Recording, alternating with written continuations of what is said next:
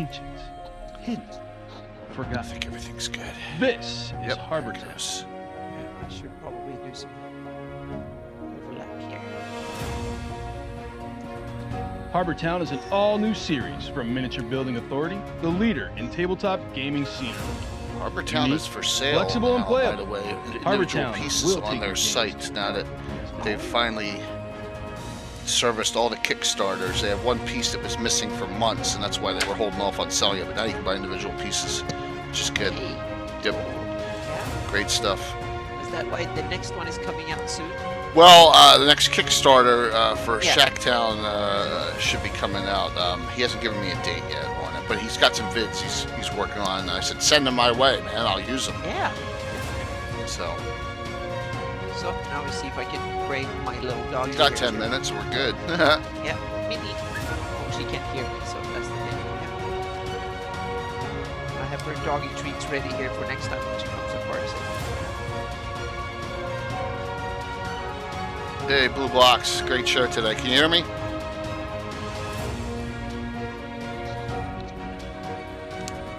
You want an education in Greyhawk City, you're going to get one tonight.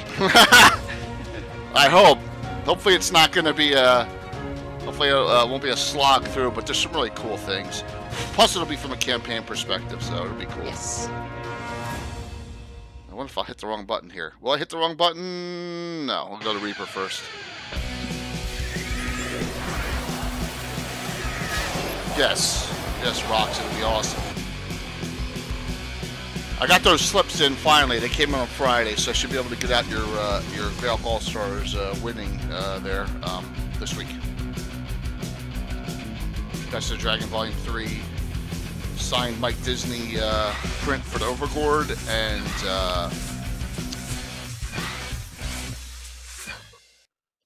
the Bards of Greyhawk 2 CD. That'll be on its way out to you. And we'll have a stratagem giveaway this Thursday. I got 2 Titan Dice sets left, so we'll do one for general drawing and one for subs.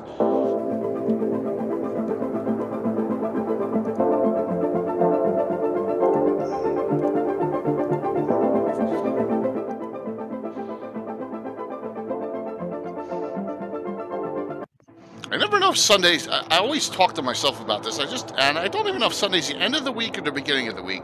Twitch says it's the end of the week, but it really is the beginning of the week. So it's Well, hard it to. depends. In America, it's the Sunday's the first day of the week, but in a lot of other countries, including Sweden, then Monday's the first day of the week. Yeah, I guess the weekend is all together. Yeah, the So weekend, yeah. So Monday morning is the start of the week, and then so that differs in some countries. So I've seen when I moved over, I'm slowly getting used to having Sunday the first day. Annie, be proud of me. Look what I made. I'm gonna throw it up on this ad.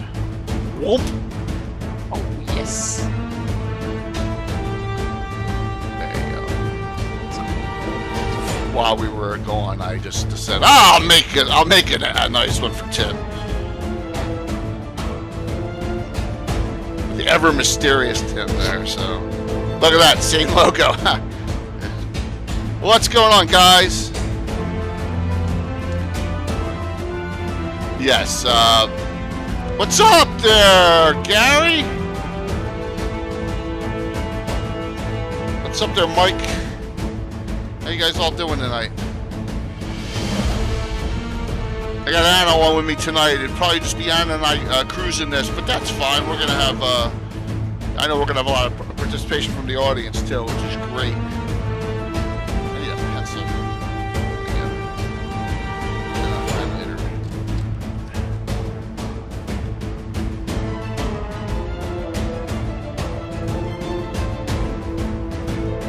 Hey Frank, what's going on?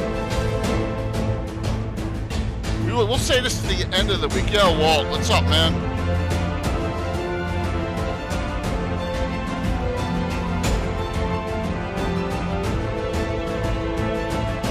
You know what? You can put a lot of notes. You can put a lot of notes down, or you can just watch this again, man. But we are going to talk about Mike. We're going to talk about well, Wednesday night especially, and next week we're going to talk that little Secret of Bone Hill you have in your hands there that I saw you posted on Twitter, because you know, we're gonna have Leonard on the show Wednesday, and then next week we're gonna do I don't mind throwing it over my own real quick, but next week we're gonna do this,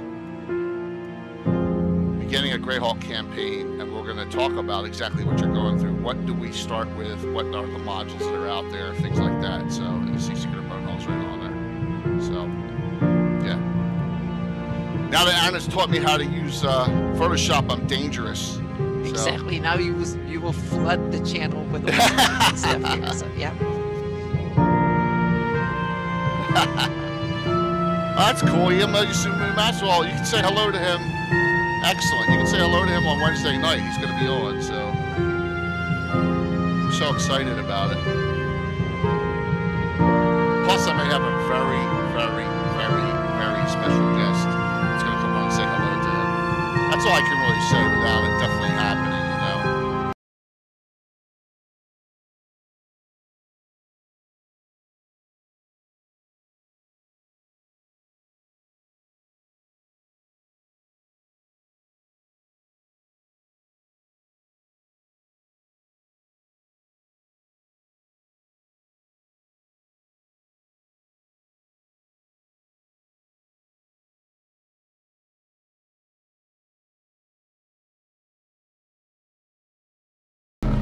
Anna, what did we do? We did this a while back, where we just we talk over the ads.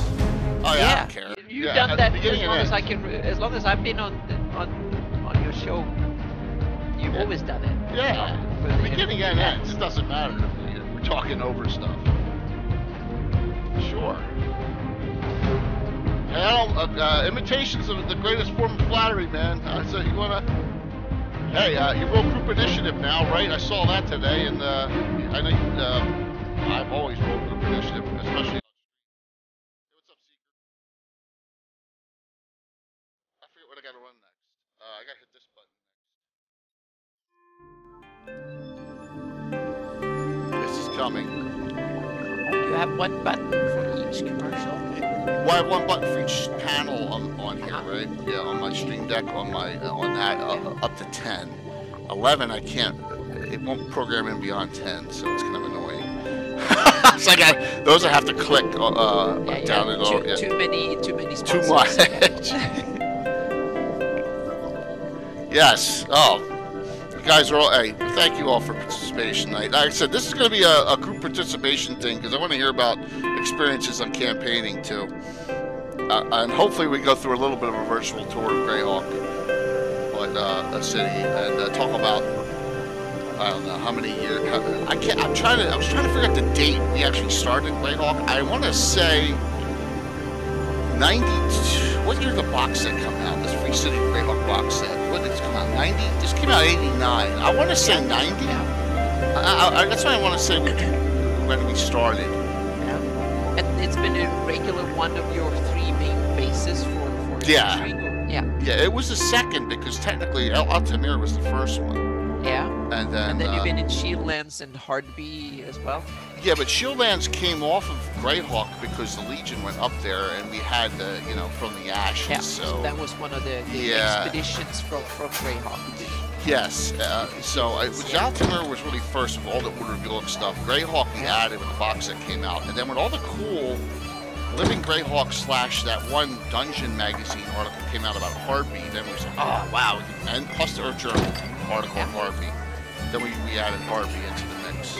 So yes, it was 89. I want to say 90. We started with adding Greyhawk as a main adventuring place. So welcome tonight. So Anna and I are going to talk about Greyhawk City from a little bit of a different perspective than we did on Wednesday night. This is going to be coming from our campaign perspective. Now you're going to hear a lot of published source characters and locations and things, but the cool thing is they'll actually get utilized, right? So you'll get to see how I use them for what we're doing with those. So it's 1 minute before start time, so really to come on early. Good evening, everyone. Oh man, this is off the hair. Jay, aka Lord Gazumba. I got Anna Meyer with me. Look at that shirt. She got a great shirt on today. Oh yeah, too. I have my shirts. Since I'm not going to conventions, I have to wear them on stream. So yeah. So what is up, everyone? Thank you for coming on a Sunday evening.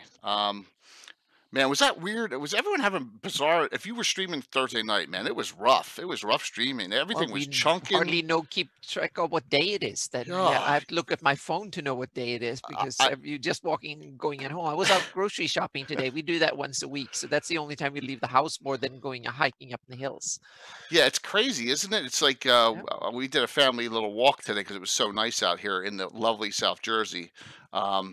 So finally got out of the house. It's been cold all week, but thank you all for coming on tonight. It's just Anna and me, and I didn't mean to put Anna in the corner in the bottom, but I'm gonna. It's okay. You need to have your stuff. I can live down here in the corner. It's perfect. So, yeah. I want to highlight, and this is some of the pictures I'm gonna scroll through because I said this in a lot of the posts. I love this map that comes in the City Greyhawk box set that you see below, along with these books. And these books held up pretty well. Look at Thanks, Mike. You got a game tonight, Mike? That's good if you do. So I'm glad to hear 2 cents. Thank you. Yeah, these books held up. Unlike that one in From the Ashes, these did not hold up. Uh-oh. Yeah, they did not hold up anywhere as near as well as the Greyhawk ones did. So have both of them, and but we're gonna a lot of stuff's gonna be in the discussion here as pertains to this map. If you can get a hold of this box set, I mean, it's awesome looking. Someone, and I believe it was Diesel, as far as I can tell, took the time to make that map. Yeah. So. Oh, you're just gonna sift through notes tonight, Mike? Well, that's good, man, because I know you got at least you got a renaissance of old ideas coming in. Oh, Blue, man, thanks. More hero points for our guys on Thursday night because they certainly do. It looks like they're gonna need them. So, thank you very much for the kindness there. Really appreciate it. So as we were talking before we even started, I believe it's either 90 or 91. We really got into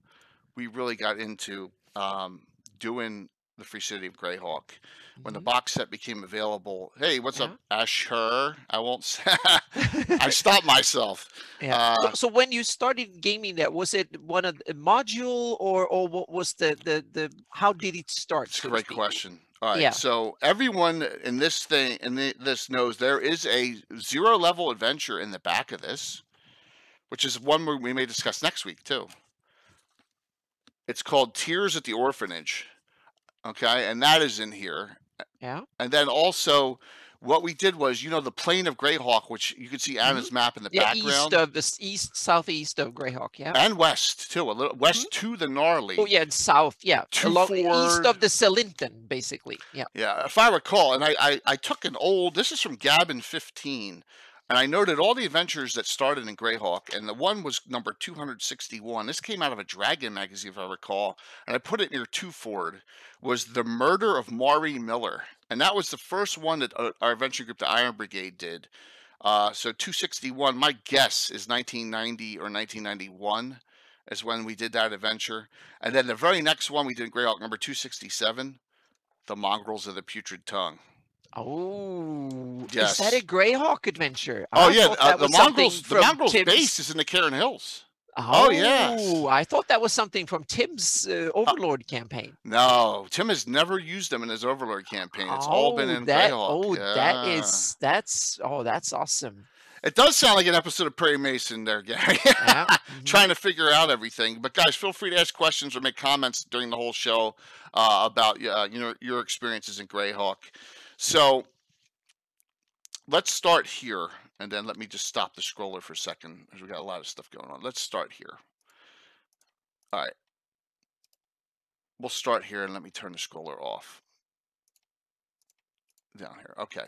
This is all the adventuring groups in Greyhawk City that we utilize or that are published source that have been edited or that I use. And as you notice, the top one is the Iron Brigade, which if you're not familiar with my campaign, you wouldn't know.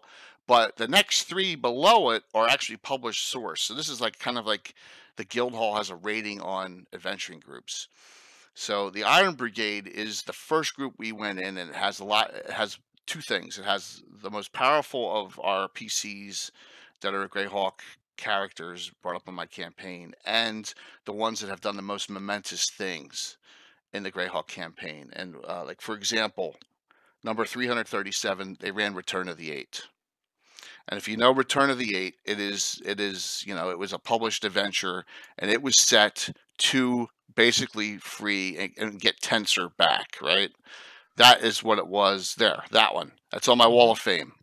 So they ran that adventure, Return of the Eight. Saved Jalarzi, which she got changed into an evil man. Freed Tensor, and killed Tourney the Merciless in that adventure. Yeah, hey, Bill. Yeah, we haven't even talked about that yet. We just started on that. So, yes, Walt, you've noticed the Grey Company has dropped tremendously. You're correct on that. See, I got some of my guys participating. They're just shy tonight, Anna. So, Yeah. I use. It's according to Leonard Kafka, well, it's IOOZE. My eye oozes. That's how the name came. I ooze. Oh, So, that is awesome. I ooze. yeah. So yeah, that's according to Leonard, and we can ask him that. Plus, it's we'll find out again. It's Ouija, not Ouija. So yeah. Return of the Eight was a TPK, Mike. It was a fantastic adventure. You actually go onto Luna or Selene. You go to one of the moons on that to find Tensor's simulacrum, or his clone, which has been turned into a Dretch. And sorry if I'm ruining this for you guys. There's a retriever in Jalarzi's Keep that ripped apart one of our cat. Which one was it, Bill? Was it Salem that got killed? Someone got obliterated by it. I'm thinking it was either Salem or Marcus got killed by it. What's up, Carlos? I'm gonna do some shout outs, guys. Yeah. Blue Box, I apologize. I need to add you to my shout out list, and I swear to God I will. So many awesome friends in I chat, will, so, yeah, yep. so many. I think I hit them. David Leonard, Greyhawk Musings as well, and I may hit a couple others as we go on, and Mike as well, Greyhawk Mike as well, all your blogs. So that adventure was awesome. And that brought in Alamazad the Wise, that brought in Theodane Ariason, and that brought in Warnish Starcoat added into the Circle of Eight at that time. That was a huge adventure for us, and that was done by the Iron Brigade. Now, the Iron Brigade is, I looked through the listing of all these adventuring groups. They have the only 4 characters that are Knights of Ulek in Greyhawk City. None of the other adventuring groups, which is the Legion, which is out now, they're actually shouldn't be on the list. They're in Shieldlands now. Vengeful Justice, Grey Company, Iron Fury has some they're petitioning. All the Knights of Ulek characters in the organization are out of the Iron Brigade. So we'll talk about that. Which one? Oh, Salen's the one that got killed. Yeah, Salen got killed by the Retriever. Yeah, so it was a nasty fight. And you're right, Walt. Everyone got killed but one character at the very end. Alphonse was the only one who survived the entire fight at the end with Tourney the Merciless. It was nasty, but it meant to be nasty. And I remember it was at my first house, so it was pre me getting married. I think, guys. I think it was, what did we run that? 94 or 95. I think we finally ran Return of the Eight because we were still at my first house in Lindenwald at the time on the kitchen table. Guys, I didn't have a basement like that my whole life, just so you're aware, right? It was a kitchen table back then. So yeah, Roger Moore wrote that adventure based on articles. I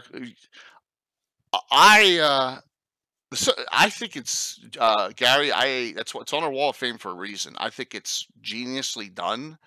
There's some things I would have liked changed, minor, but that's what you do as a DM, right, Anna? You got to make changes. Yeah, well, yeah, you definitely, yeah. You change as much or as little as you want. If you want to run them as written, that's perfect. And if you want to change them to suit your campaign or other ideas and stuff, then that's the important thing is that the people you run it for think it's fun, that you have fun at the table. Then what comes out of how many right or wrongs you have compared to the written text, I think is not that important. It's up to whatever game group you run them for. And the answer to that question, Gary, is definitely it does redeem Vecna Liz. What's up, Wiley? How you doing? Good to see everyone on tonight. Thank you so very much for coming on, guys. You know, we'll keep on cranking up. I guarantee you we'll have more and more come on as we go. So in that adventure, you meet a lot of people. I mean, you meet Jalarzi, you meet Tensor, a lot of there's priests of Ayus in it. There's all sorts of bad guys in it, and Tuerni himself. It's a really nasty adventure. That was a beginning of. I'm looking here. It looks like it's about the 10th or 11th adventure down, and I know I missed some. But for example, before that, we did what was called, they did Estrella's Rescue. I think I talked about this on the Greyhawk All-Stars when Estrella Shanfarel was kind of playing along, right? And then she was actually helped Wigan the White kill Zelfax when we had that adventure. And then she helped teleport you to the entrance to the Lord's Tomb, right? This adventure, she was playing along that she got kidnapped. She could have gotten out at any time, but they had to go rescue her. It was kind of funny back in the day. So I was using them. Also, the Fellowship of the Torch is a published sourced adventuring group. They work hand in hand with Nasasia Ariane Nightstar, the leader of that, who has the torch. Guys, if you notice, the Torch of Anaxander, which is a minor artifact she has. It's scalable. So they work with them, and they also work with Corellan's arrows. Now, the thing about Corellan's arrows in published source, they don't appear until From the Ashes. They don't appear. They're not in the original Greyhawk box set. They don't appear until From the Ashes. Look at this mess. And they're not named, so I named all of them, and I detailed them all up. So they're published source, but there's no detail on them. Just that they're all multi-class, every single one of them. So. Let me see what we got here. That module, if you call it a long-term character that I try again. Krista, yes. Two.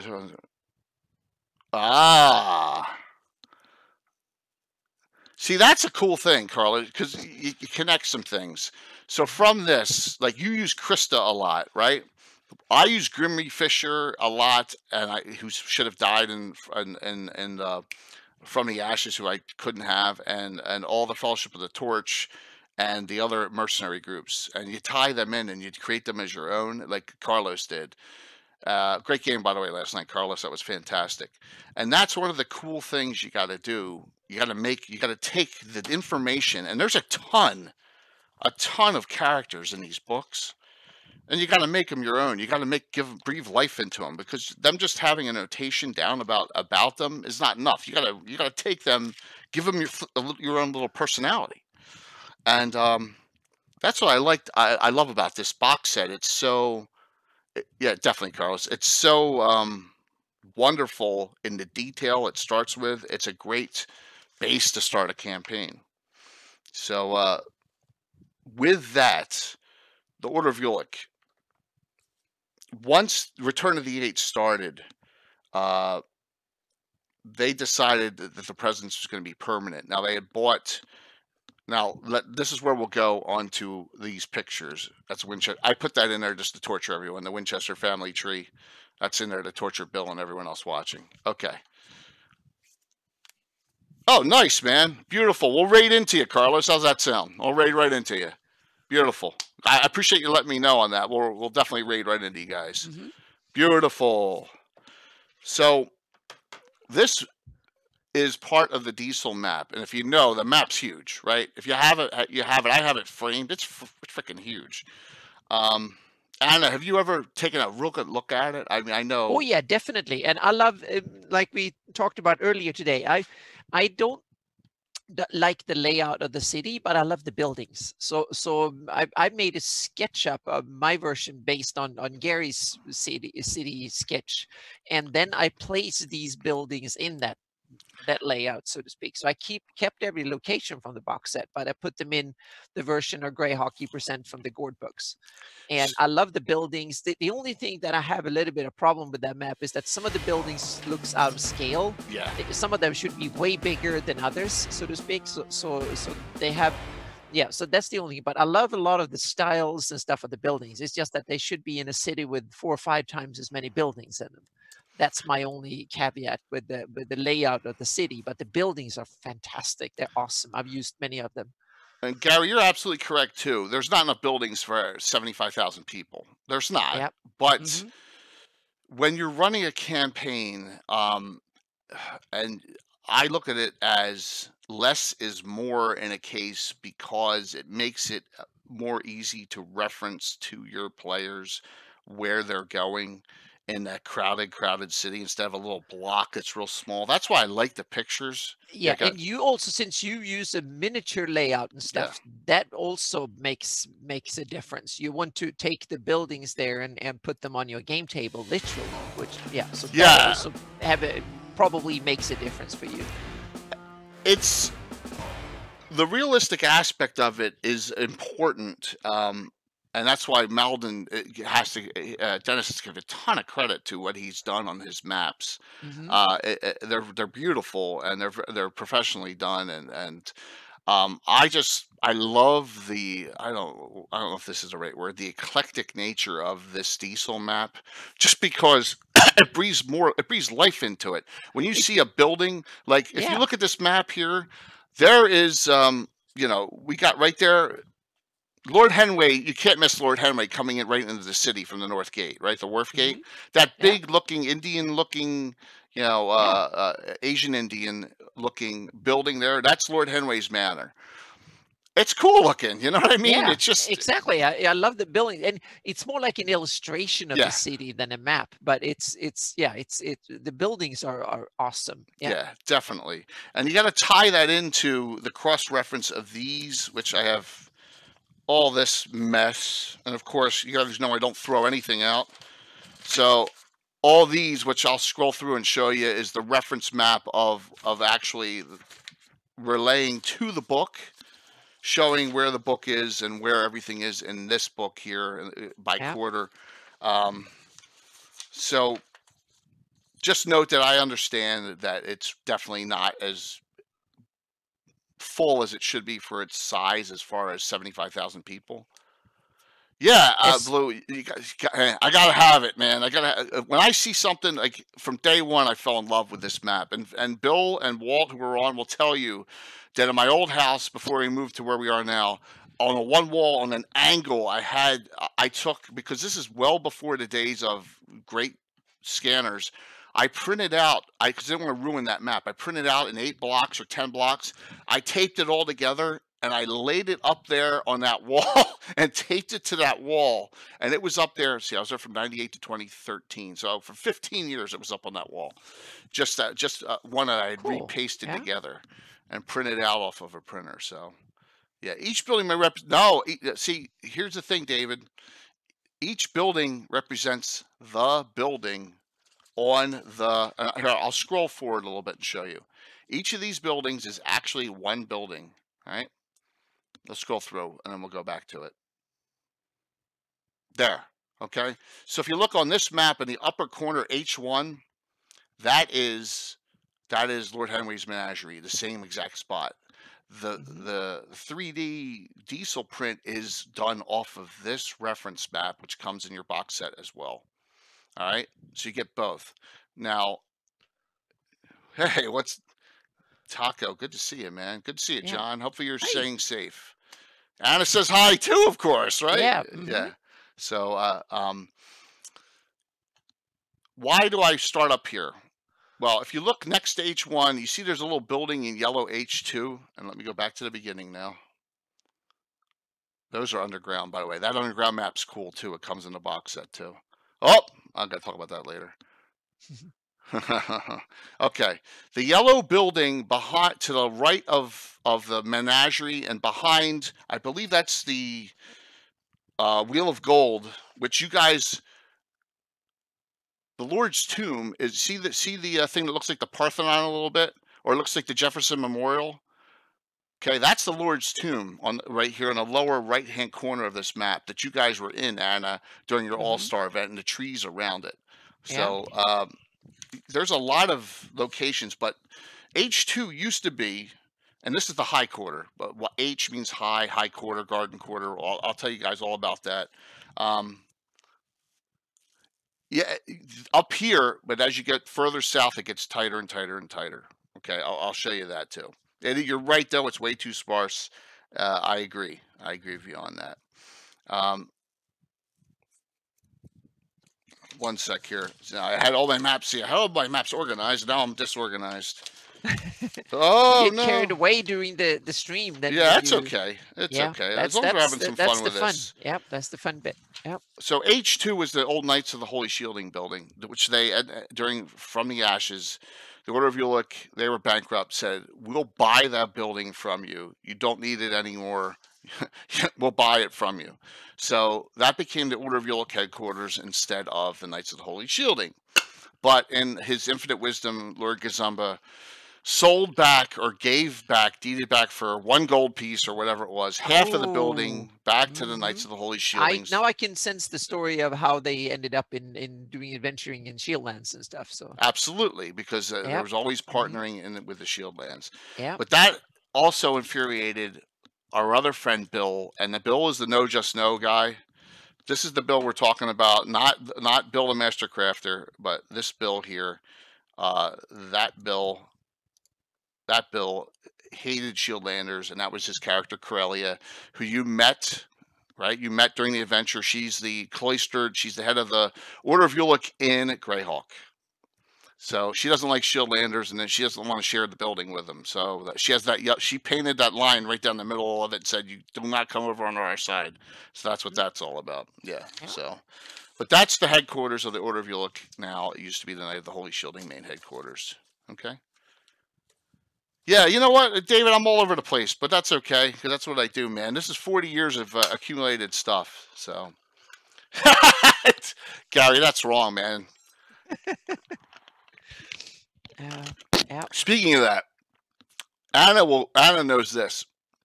We're playing on Saturday night during the All-Star event, and my guys have a thing against Grugach Wild Elves because it was a running joke. So Alan Grohe played a Wild Elf fighter druid, and the whole night they were busting him, saying, "You reek. You need to bathe. You stink." And he's like, "He doesn't smell bad." The whole night, it was pretty funny. So.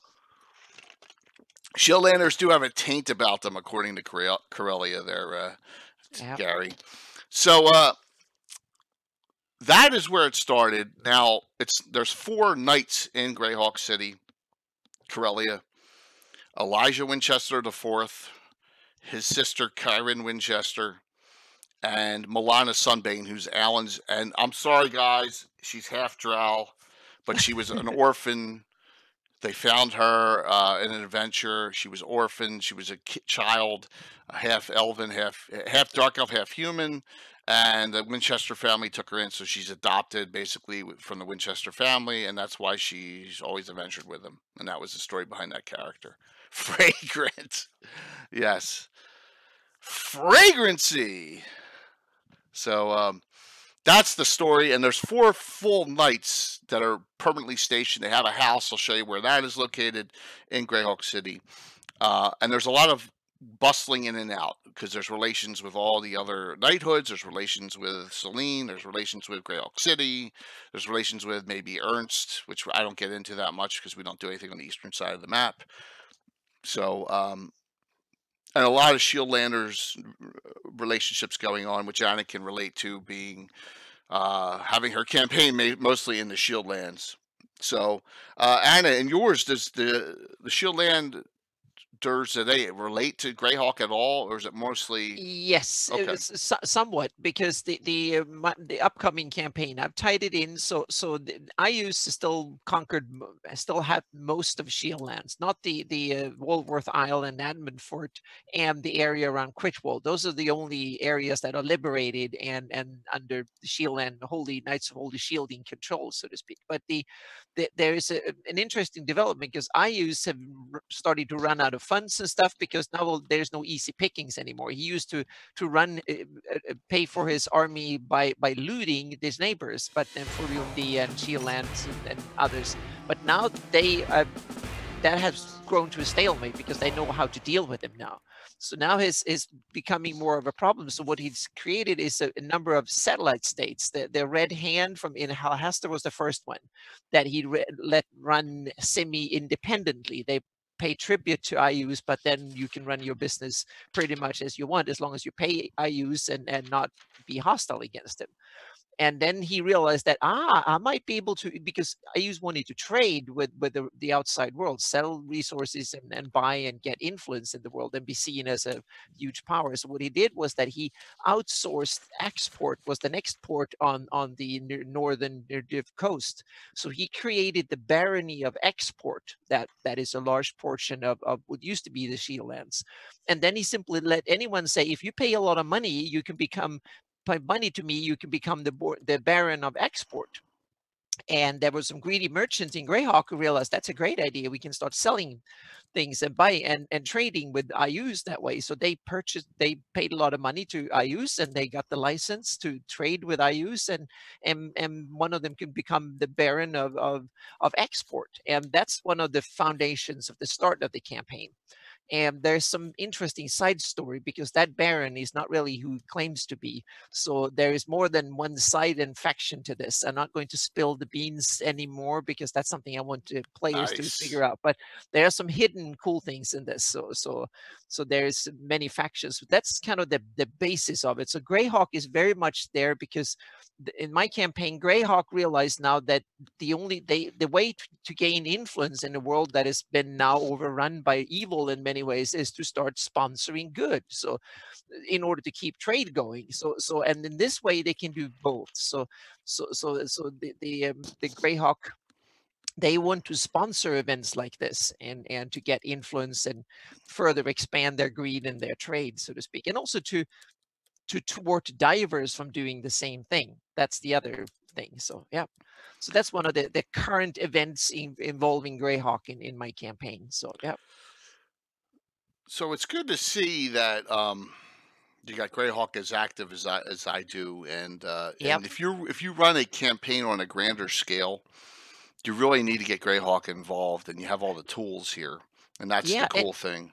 Yeah, and for me also, Greyhawk, after the wars and all that, they were one of the winners because they were not overrun. They got some refugees and stuff that cost money originally for a while, but after that it was boost of population, more labor and stuff. So they were the winners, because now when trade is coming back again and their economy is basically intact and they were not invaded or anything like that, they had to pay. So they become a bigger power in the world than they were before then, so to speak. So and they also have to start forming alliances because they have the Pomarsh and others on their doorstep, so to speak. And so they're becoming more of a normal power in a country, and they're calling themselves a domain, not just like a little city state. So they're now a power, so to speak, to be reckoned with. So they have to up their game a bit. So yeah. So real quick, Sean, he got a pink set of those stratagem dice, so the Titan dice. So I'm glad to see that we're giving away 2 more sets, a pink one and a black one on Thursday night. Okay, on Thursday night show, just so everyone's aware. One for subs, auto, and one for signups. So you have the tools, and just to go over some more places on this part of the map here. Now, there's a really, really vital place in our game. This is more of the garden corridor that it's showing. Yeah. So this shows the big tower here is actually the nymph and the satyr. The one on the left on the wall, that's actually a drinking house. Oh, wow. Yeah, it looks like almost it's an entire keep. It's an old castle, yeah, or keep with a small castle, or like a mansion attached to it. So like fortified mansion and a keep. So yeah. The one on the hill with the red roof, that is the Church of St. Cuthbert, Sacred Temple of St. Cuthbert. Yeah. I would say they make sense to have that old keep and the mansion, because it might be an old one. Remember, this used to be a little village out in the boondocks when Salintum was a backwater of everything back in the day. So if that is like 400 or 500 years old, then it might have been outside the little village of Celinton on the little hill half a mile away or something like that. So That's true. yeah, and because it kind of looks old, so you can just say that it was there before Greyhawk became a city, and then the city kind of enclosed, and then someone bought it and made it into a cool establishment. So yeah. Now, here's another weird thing about this map is this map isn't updated from Expedition to the Ruins at Greyhawk, which states that on the other side of that wall is where Kellic has a small tower. And Kellic's that guy, the dragon chest guy that you met. He actually should have a tower right below that, and it doesn't. So it would be like they'd be like right next to each other almost, but that's okay. Thank you very much, Vitek, for that follow. Really appreciate it. Another one, the green building, which is really cool. That's the Royal Opera House. Yes. That is beautiful. A beautiful, beautiful building. And it goes on and on as far as relations of great things. But I want to point out one in particular, and it's two actually, and they're not very memorable looking on this map. So if you go down the row, behind that tower, you see two yellow roofed houses. The second one, according to the From the Ashes box set, is the house that Melf takes up residence. So on the map here, it's undescribed, but see I highlighted it yellow. That's Melf's house, the second one. All right, so actually they place him on the map in From the Ashes, but not in the Free City box set. Because, like I said, I didn't. First time I ever heard of Melf and the Knights of Luna, not outside of the Arcana spells, was in From the Ashes. And then the yellow house to the right along the wall, the yellow building, the first one you come to, it's really nondescript. I thought it would be bigger than this and nicer than this. I guess it's okay. That is a very important bar in our campaign. That's the Star of Selene. Okay, so if you. What's up, Tom? If you know what the Star of Selene is, the Star of Selene is the exclusive to elves only establishment. So it's very, very, that would be the word, exclusive. And in order to get in there, you really need to know someone. So our characters have been adventuring for a long time. The Iron Brigade is in particular, so a lot of those members can get in, except for Bill's character Marcus. He's no longer allowed in, and he's a paladin. So, quick story on that. Marcus, if you're still on, you can chime in on this. Marcus, the paladin, was in a relationship with Shayla from Corellan's Arrows, and for a while, and then out of the blue, I guess he got tired. He dumped her. So she got all upset, and he left her. And he's actually with Corinne Winchester now, and they actually have a child together, the monk and the paladin. Now there's a problem because she says the child is last name Winchester, and he says it's Camara. So this is not going well. It's still no name for this kid because there's a fight between the two. Yeah, he traded up. Bill just said, "You think so?" That's really funny. That's funny, Bill. We're stuck at the name right now. We have not. The character's not been named yet. But yeah. So Bill's character Marcus has a fantastic. If you've ever read Return of the Eight, Tensor gives the party a lot of great magic items at the end. One of the greatest magic items in our game. It's almost like a 5e item, okay? I'm not trying to bust stones. It's called Tensor's Boots of the Running Warrior. It allows a character who wears them, and it gives them 15-inch movement rate, I believe, right, Bill? And they can do their full movement rate, and then 1e2e, you're not supposed to be able to do this, and then they can do a melee attack afterwards. Because of the spell, it's called Tensor's Running Warrior. It's a spell. It's basically a permanent seed boots. And they're really nasty item and he's the only one in the entire campaign that has that item, and he got that in Return of the Eight. So there's some really fantastic magic items in that adventure. If you want to run it just for the sake of unique items, that's one of the good reasons to run the adventure. It's really some cool things. So, the Star of Selene, a lot of comings and goings of elves happen in that establishment. Very important for us in our campaign. And Corellan's Arrows headquarters is in a special room in the Star of Selene. that adventuring party. So no rocks, they do not. So yes, thank you for that. That was funny. That was funny. Everyone wants to be Winchester. No, unfortunately not. But we have, here, we'll go back to this real quick as a little bust. Dun, dun, dun, dun, dun, dun, dun, dun, dun, dun. There's the Winchester family tree. And these dates are wrong, by the way. It was Marcus and there. See, there's a kid down there with no name because it's not been named yet. So this is the entire branch of the Winchester family tree going 5 generations back in the campaign. So yes, Minnie is having had a little temper tantrum before he came on. Yeah, According she to has Anna. that all So, this time of day. She doesn't want to eat her dog food. Yeah. She wants more ground beef and hot dogs or something yummy. Any questions so far, guys?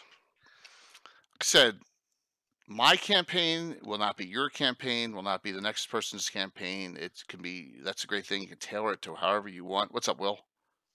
You've heard of those people before. You probably have. And a lot of adventures, Will, absolutely. Hopefully you're doing well. Glad to see you on tonight.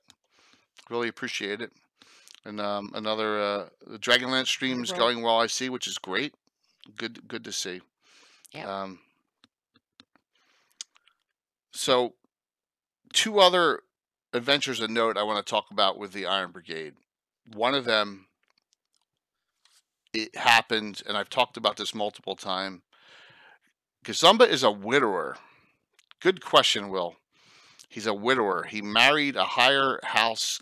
Her name was Cyreney, from House Thronedale, which on our Grey Elven, he's from a lesser house of Selene. And at the end, after Temple of Elemental Evil, there was a bounty hunter who was working for the temple, and he was not killed as revenge. This is like 1987 we're talking about.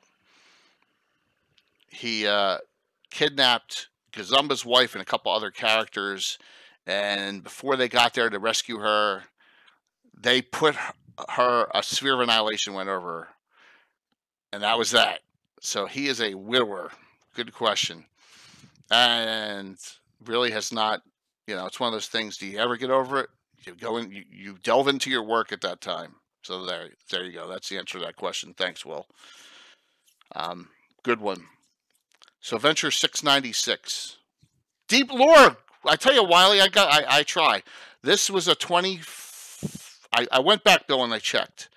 This campaign arc was 21 years long. Okay, now we'll go back to Shar Scorn, and we'll go back to the Iron Brigade. He has his character Salen. He's the deputy guildmaster of the Gravedigger and Embalmers Guild. He is a multi-class cleric necromancer in my game. And let me get the group map pick up. Right here, he's right behind the second guy over to the right, second row, up like this. That's Salen. Salen's a little bit of a coward. He got killed in Return of the Eight. He found a crown in an early mongrel adventure in a little slight pool of water. Thanks. Yes, in 1987. So think about that. That was what? 33 years ago. And 33 years of game time, he's been widowed. Yeah, he's stayed widowed the whole time. He's, has not remarried or really many serious relationships. He found this crown. It turns out there was a megalomaniac running around in the Cairn Hills before Zagig was here called. His name was Ruggiero Bloodmoon that I made up. This was his crown. And the crown had all these different, it was almost looked like a helm of brilliance. All right. So Salen would never want, Salen scared the hell out of him that he found this famous cat around. So we don't go into those details that much. We try and keep it clean as much as possible, David. Eventually, the cult of two groups, the oh my God, Arithmal clan, and the people in Old Mother Grubbs found out that this crown was there. They hired some high-level bounty hunters and assassins. Hey, Enoch, good to see you, man. To get this, because this crown was stored at the Night Watchman's headquarters. So they got the crown and they put it on. They knocked Salem unconscious. They put the crown on. Salem became a megalomaniac tyrant overnight, kind of like Tulsa Doom-like, and tried taking over the entire city and tried to take over the whole world. It was great. So Bill was actually playing his PC. I took him over. It was the evil antithesis of the entire adventure. So that happened over a course of 21 years of game time. And the funniest thing was Bill did this himself. This is a great story. Every time someone would get a limb or piece of them cut off during an adventure, he snuck and kept it. Okay? Because he was a cleric necromancer. So he snuck and kept Alan's character Milana at 4th level, at 7th level, at 8th level. He had pieces of her. He also had pieces of Mark's characters. So when he became a megalomaniac, he cloned them all. So his entire army that they had to fight was all their player characters at different levels that he cloned. It was hysterical because he had pieces of them. Brilliant thing on Bill's part doing that and allowing me to be able to clone their own characters against them. It was fun. It was a great time. And if you scroll down on here, just scroll right down on the viewer, and you go down to Salem Made Me Do It, that shows you, it's almost at the very end, that shows you a piece of the adventure that happened. And you can see I wasn't even, it's at the old house. It's all the way down at the bottom. That adventure chain is down there. So that was a blast. We had a blast with that. So what do you think, Anna? Turning a good guy into a bad guy. It's fun. You should kind of turn things upside down in time. Otherwise, things get too predictable in a campaign. You have to. It's like some campaigns. I actually had the boss monster in the beginning, so the toughest monster came right off the bat. They met it immediately, so to speak. So they and you get the treasure and the boss at the beginning, and then you have to kind of fight your way out of it. So sometimes you have to kind of turn things up and don't, otherwise it becomes like a grinding computer game, and I don't like that. I want it to be like a living, breathing world that makes sense, not something that mechanically you have to follow a certain script or anything. But and I'm not saying do a 20-year arc on one adventure, guys. That might be overdo it for most people. Well, on the other hand, most of us, we would never get to the end. I have so many campaigns that just ended and not ended. We stopped playing, but the campaign never ended, so to speak. There was no real kind of, well, that was not like a movie ending or anything like that. So it's, yeah. The Upper Crust Commission. Yeah, exactly, David. That's an awesome way to put it, man. The upper crust uses the mercantile to do the dirty work. I mean, exactly. Mm-hmm. That's kind of that happens all the time. Definitely. Mm-hmm. So, yeah. A recommendation of mine is DM. Easter eggs are great. If you know what I'm talking about, what an Easter egg is, throw in something that may have nothing to do with an adventure, and 2 years later use it, and then the guys will be like, or players, guys and gals will be like, "Oh my god, that works." And also come back to places again after some years, and then have the thing changed and elevated, because players love to come back to the same inn that were 10 years ago and oh, this is where we adventured and tied in. That's where we camped, and that's when that ambush happened or whatever. So go back to same areas again after some years. That can be a lot of fun too. David, I know you may have to get up early, but I'll get there, I promise, to the lower levels of Greyhawk shortly here. All right, so we did this map. Please, guys, once again, comments are great. Questions are great. I want to give you a flavor of what I've done over 40 years. And, like I said, please feel free to comment on stuff. This side of the map in the High Quarter and Garden Quarter is awesome. The tower is Joe Arzi Salavarian's tower. Okay. Now there you see 2 ziggurats. There's 2 actual pyramids on this thing. One is cool and one is bizarre. So the top one is the famed College of Magic, I believe. It is the greatest college of spellcasters, no, that is the Wizards Guild Hall. See, I'm wrong. That's the Wizards Guild Hall. The College of Magic is the won the Ziggurat down in Clarksburg. My bad. So that is the guild. That's the Wizards Guild Hall there. Okay.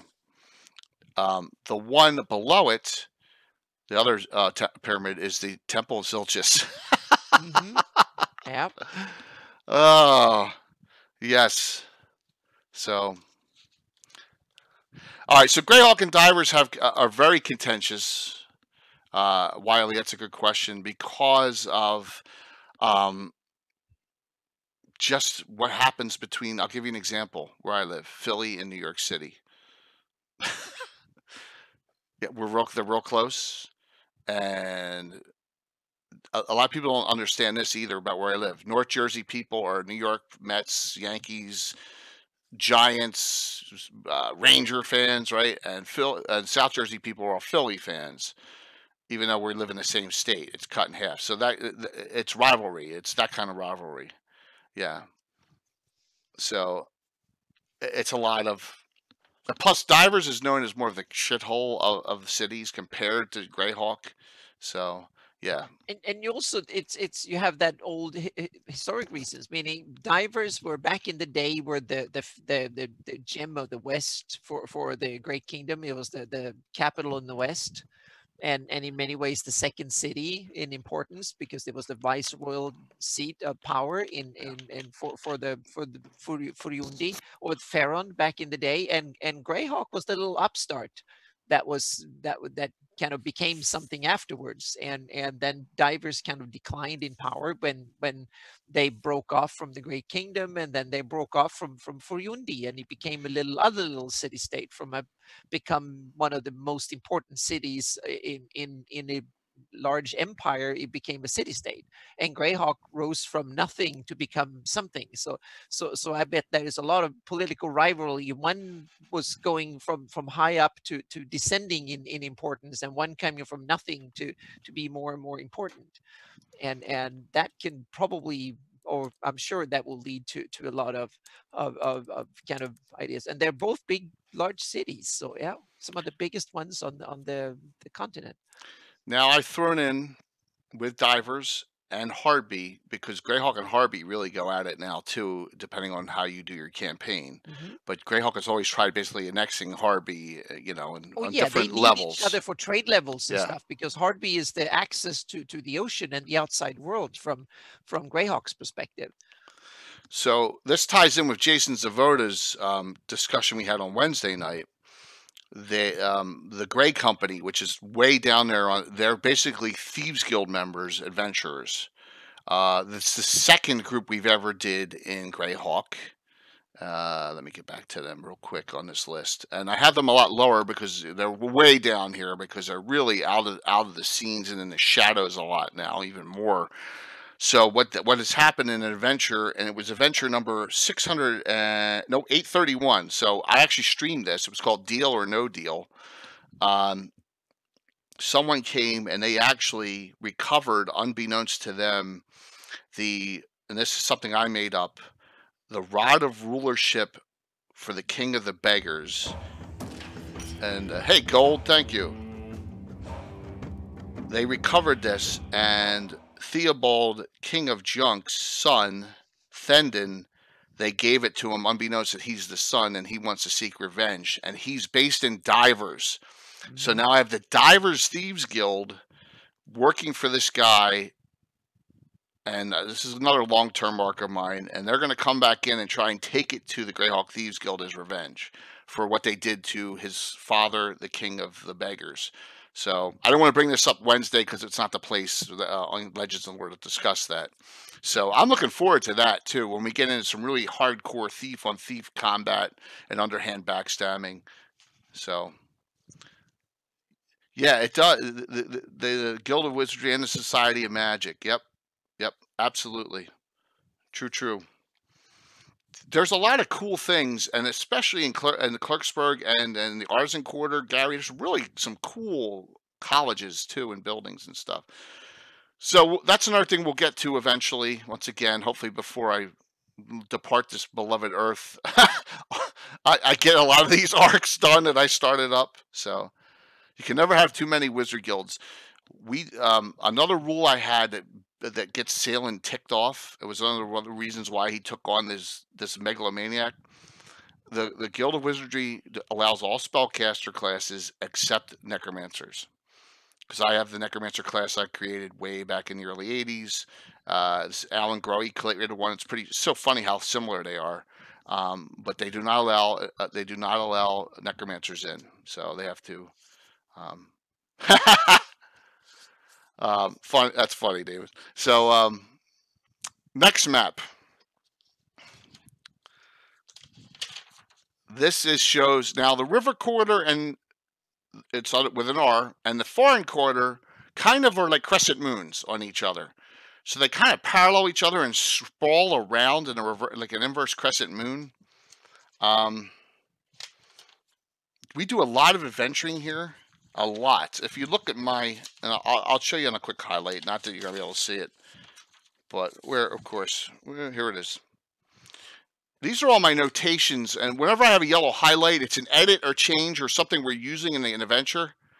That is, you see the R's are river and the F's are foreign. So we have a lot of different changes on here. Right here, that's the noble pawn that you guys were at for your All-Star game, right there. And then you have all these other ones running up along it. So there's a lot going on in this map here. Some of the highlights you see in this area of these really nice buildings. I don't think the Mercenary Guild Hall you can see. So the big building, the largest building you see with the blue roof right in the middle, that is the Money Changers Guild Hall. Okay, that's very important for changing out. That's funny. That's very important for changing out coins, gems, whatever. The Money Changers, exist a long time. You have if you go directly north of that, there's a large building right behind it, and I believe that is that is the Low Seas Tavern, I think. Is that R3 or R2? I can't see in my head. Yeah, that's the Low Seas Tavern, and next to that is now I think it's the Green Dragon Inn actually. The big building, and the Low Seas is the red. On my map, I'd say that's where it is. But yeah, so the Low Seas is the red building, and the Green Dragon, which everyone adventures at, is right behind it, and that's the yellow building. Even though on this map, it doesn't say it is. The Green Dragon actually would be the real small one. I don't think that's correct. So most of all of Expedition to the Ruins of Greyhawk starts in the Green Dragon. And that's this adventure here. Now, Gary, I don't know if you had anything to do with this. I know Eric Mona's name's all over this.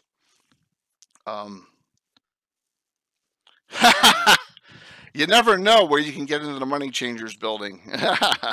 It's very possible. Yeah. So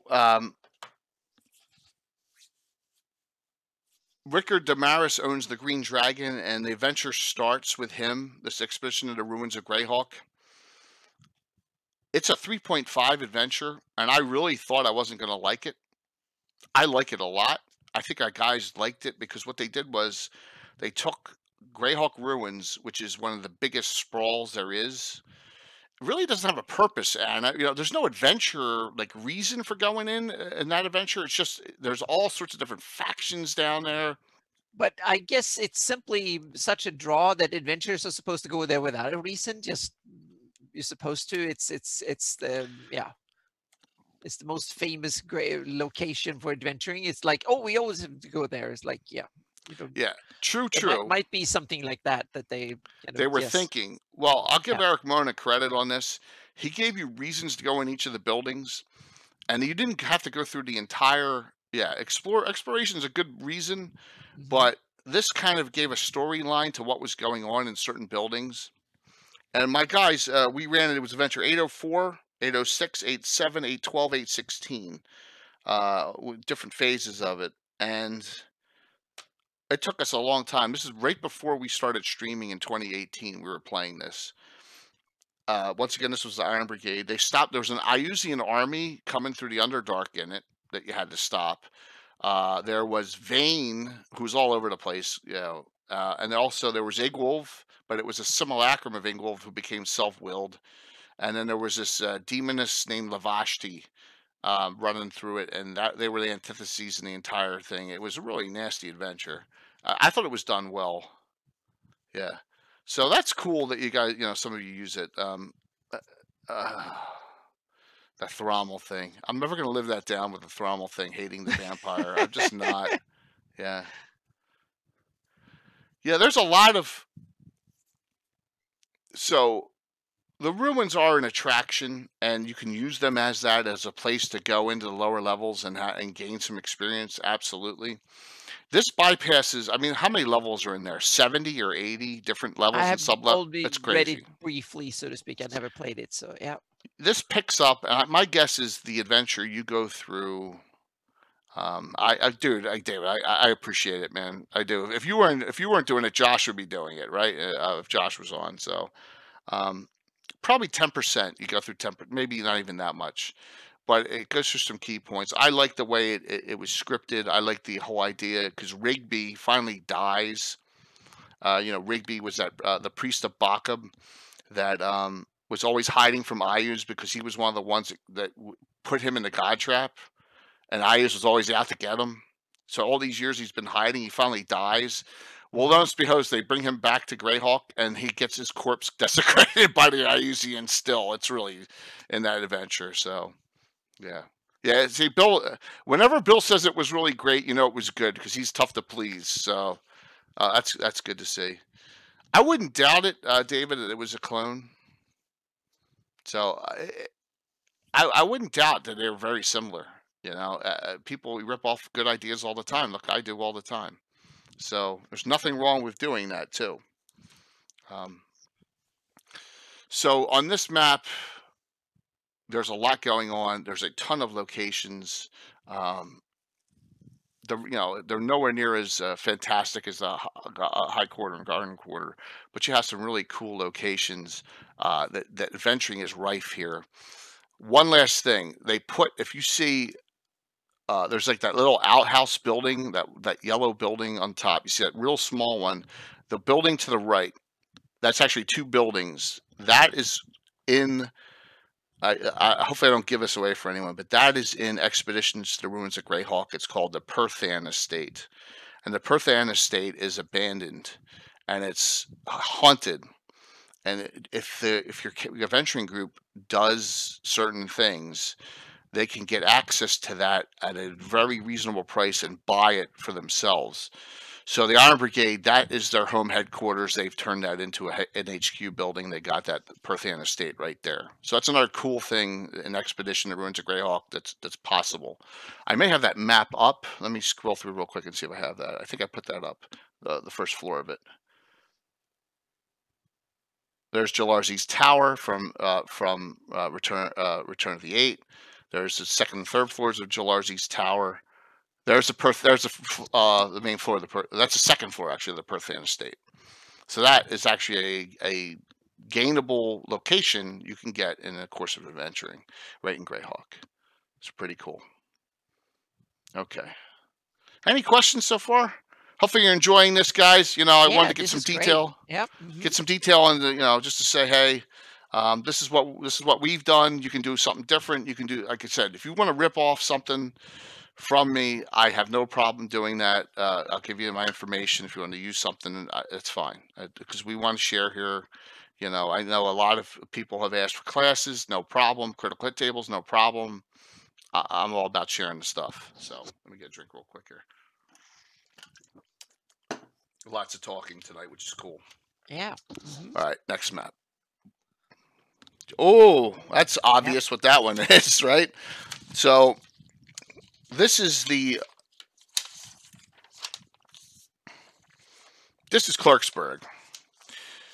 Okay, and now we know why Casey said in a post, "Oh, I loved Clarksburg because the pit, the arena is right there. I mean, is smack dab right in the middle of layers."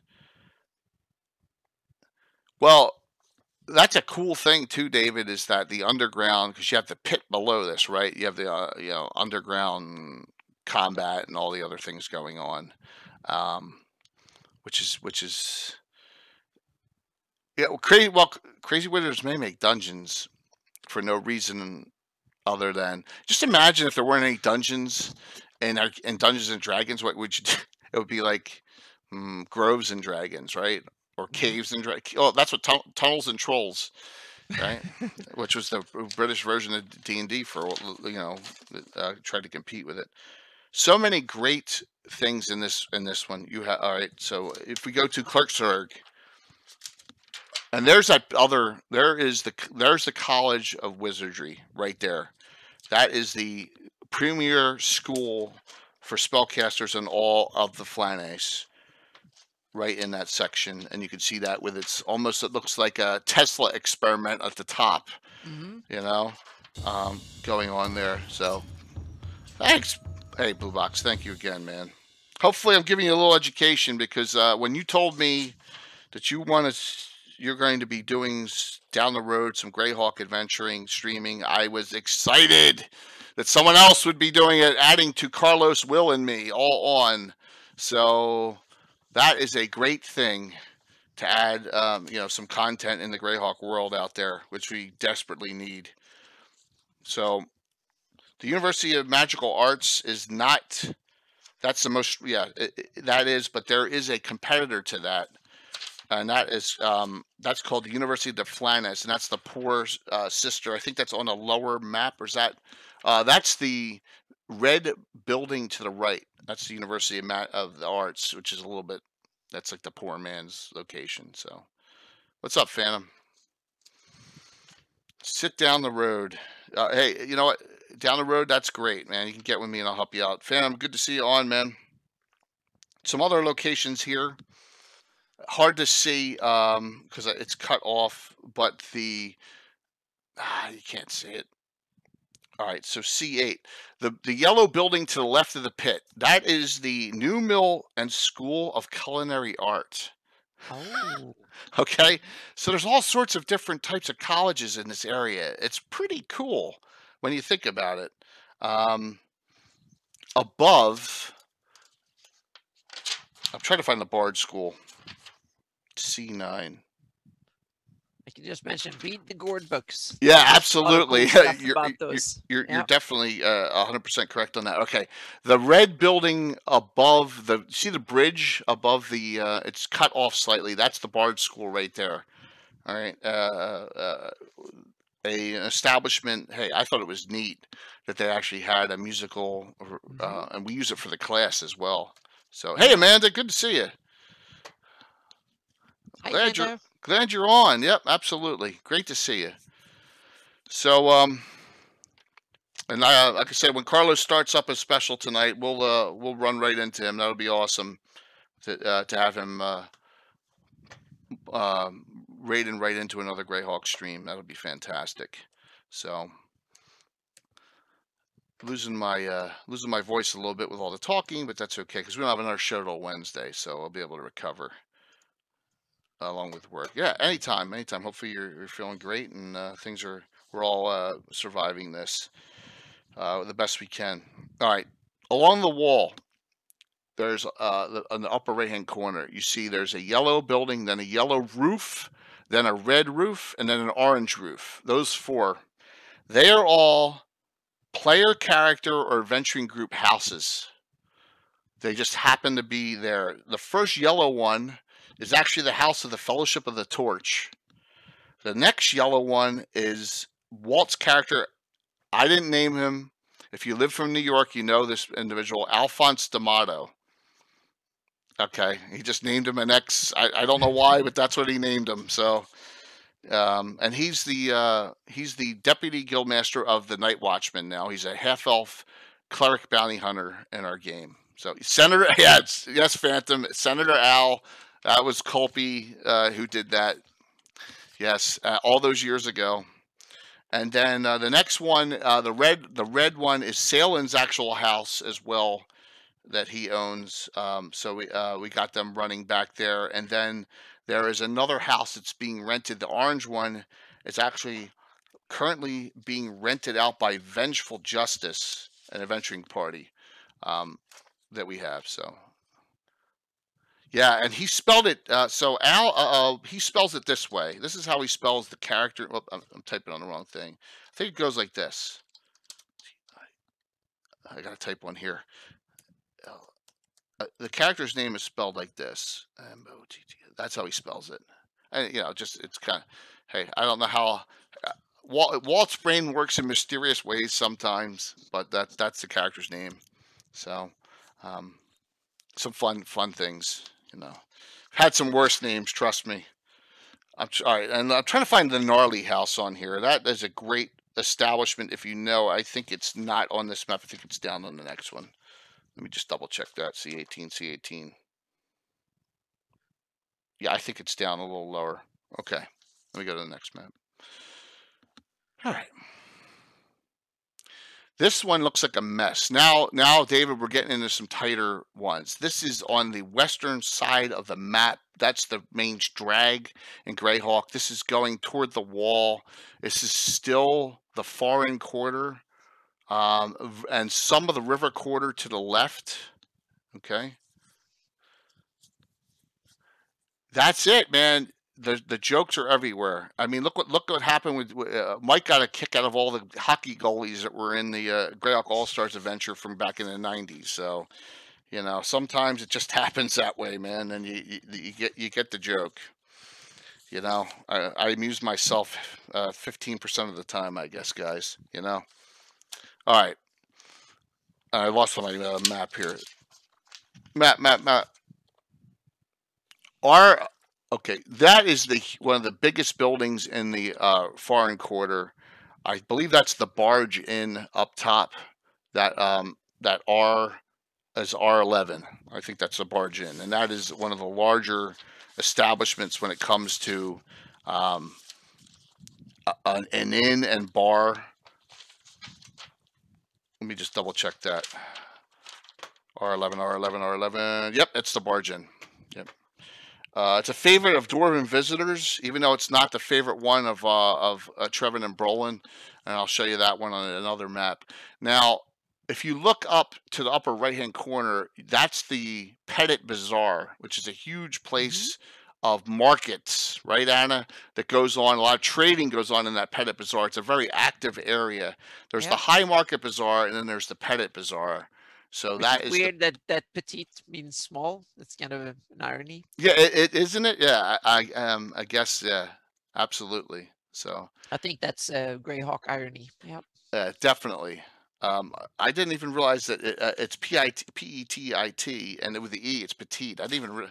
You just educated me on that one. Well, it's linguistic things. Yep. That is a So, in this mess, see where it triangles down from that?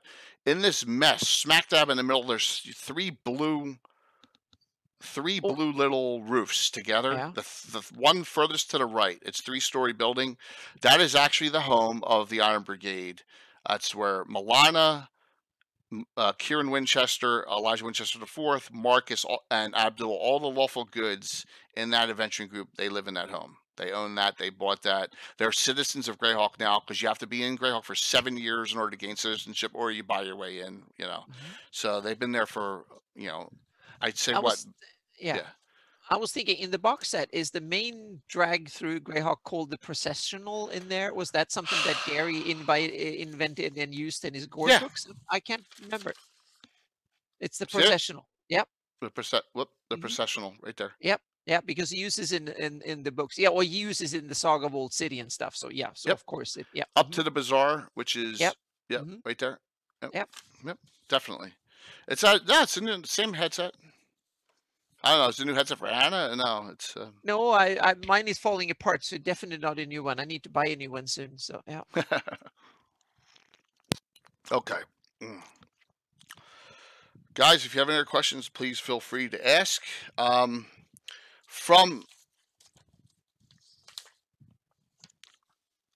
trying to see which other. I think I got another one. Let me go to the next one. Okay, that is the right side. All right, this is a weird one. That is a full castle, right? Oh yeah. And I was like, what is that? And it always was something that shocked me what it was on the map. This is in the Artisan. This is Artisan Quarter going into the bottom of the Clarksburg, this area here, because you can see there's the College of Magical Arts right there. So it is, Frank. It's all over the place. Is that tree? Okay, that's a good question. That tree is not that I can think of, Phantom, but there is a tree in Clarksburg. I don't think it's the same one. Okay, there is a special tree. Let me get to it. It's called the old. Oh my God! It's the last thing here. I'll find it real quick.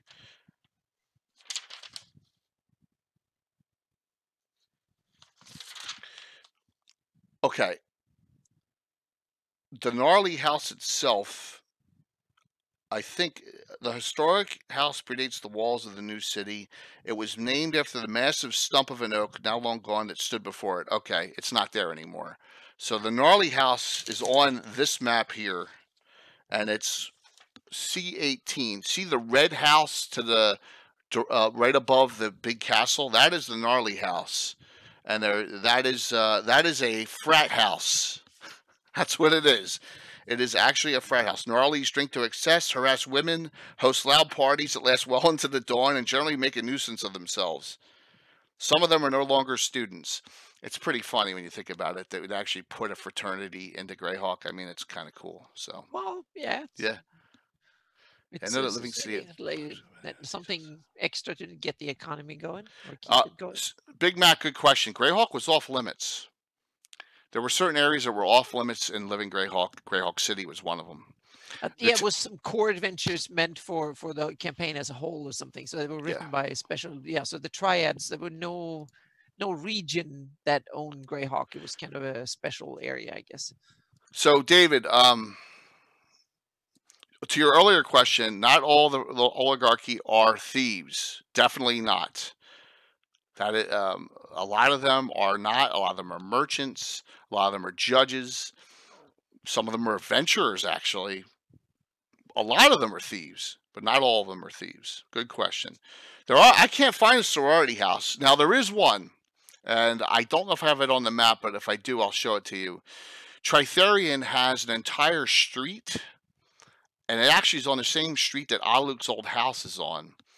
And Tritherian owns all the buildings there, and there's a sorority house dedicated to Tritherian there. That one of Walt's characters, Inga, who's a barbarian from, I think, the Frost Barbarians, has come down as a Tritherian worshiper, and she stays at the sorority house. So there is one. Yeah, absolutely. So, yes, they aren't thieves, but they all are thieves. That's a great point. Absolutely great point. All right, so I never told you what that big keep is, did I? What would you think that is? That looks like a castle, right? I used to know what that was, but it's someone famous that built it.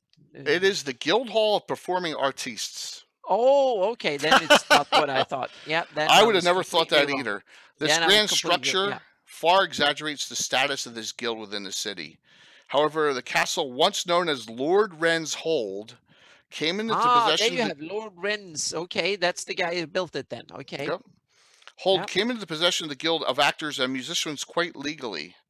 That lord of last century was a noble of eccentricities and foibles, second to note only to Zagat himself. So he must have deeded it to them. Yeah. He placed to guarantee the flourishing of an artistic accomplishment in the free city for generations after his own demise. He willed his fabulous keep and his hoard of priceless artwork to the Guild of Performers. So there you go. Yeah. Wow. Yeah. Pretty cool story. Yeah. So Antiquitous, you're keeping up that VIP badge there, man. Smart move. Very cool. So, two sides of the same coin. Anything else of note here? There's a couple other places of note. The Church of... And I'm not sure if it's the building where that brown building is to the left. There's a building, you can see half of it. I believe that is it. It appears in Expeditions to the Ruins of Greyhawk. It is the Temple of Bakab. where a lot of the adventuring takes place and a lot of the RP takes place, because Rigby is interred there. And there is a priestess in there that you deal with, and I won't give it away, but she's really not, she's kind of a foil of yours. Yeah. It's a cool adventure. Yeah, definitely. That's one area of note. And another area of note, if you're on Bill, your character Galena in this mess has CG's warehouse in here somewhere in this area on the map too. So there you go. You have a warehouse for storage in this area as well. So, yep. There's a building grouping just above the keep and to the right. Looks interesting. Okay, so yeah, all right. Let me see if that's anything. That is warehouses. So all those yellow buildings are warehouses. Okay, good point, Phantom.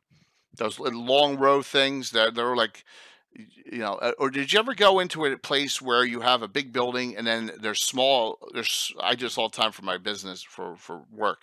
A1 and there's a little business. A2 there's a little business. It's all that's kind of what they probably are as well. Ah, so it's a business park. Yeah, it's a little business park. Fantasy version of a business park. Yep. Absolutely, but that business park is not noted at all. It's all blank. It's all blank on the map. Yeah, that's something where an adventure group can rent an apartment accommodation and whatnot. So yeah. Yeah. So much room to make enhancements yourself here, which is definitely. Cool. Yeah. All right. There's some other areas here too. The Fruit of the Mill is another great, and it's at the bottom. It's off the map. You can't see it, unfortunately. All right, let me flip to the next one. Okay, now we're getting into, this is the old city. Okay, really cool things. You notice right in the middle, upper middle, you see a whole destructed area. This is the site of the Great Burn. This was the site of a bunch of, a decimating fire. I kept it there, even though from the ashes it said a lot of it got repaired, because I wanted to utilize this. And Gary, whoever wrote this is off of Cannon Fire. I pulled this off. Okay, I tied this into Expeditions to the Ruins of Greyhawk and my kids group. This adventure here, if you know this person, I'd love to compliment them.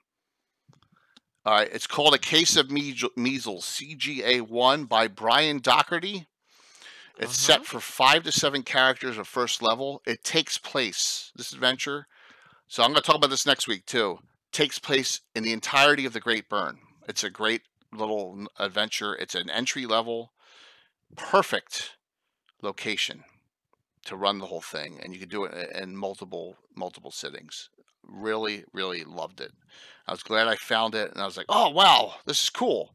And it fit right in, and tied in, and I tied some things they had to locate in that adventure to help them out, help the feeder group Iron Fury, the low-level adventurers for the Iron Brigade. Your dog all right? Oh yeah, she okay? Yeah, well, yeah, she's sleeping down on the. I got it off Cannon Fire, Greg, and if I get if Gary or someone gives me permission, I'll share it with you. If you use it just for your own use, I have it, so it's not it's in PDF. I don't think it would be a problem. So yeah, it came off Cannon Fire's site though. You may want to go there and ask for it first. You have to look in, I think, the old AOL files section. That section, I think that's where I found it. I probably found it there like 5-6 years ago. It's worth it. It's worth getting it. It's cool, and you can make it fit right in. Yeah, definitely. Really cool entry level adventure. All right, so this is the Thieves. This is the old city, also known as the Thieves' Quarter. You have the Great Burn, but you have a lot of other places here, and that map is partially and mostly, I'm missing it.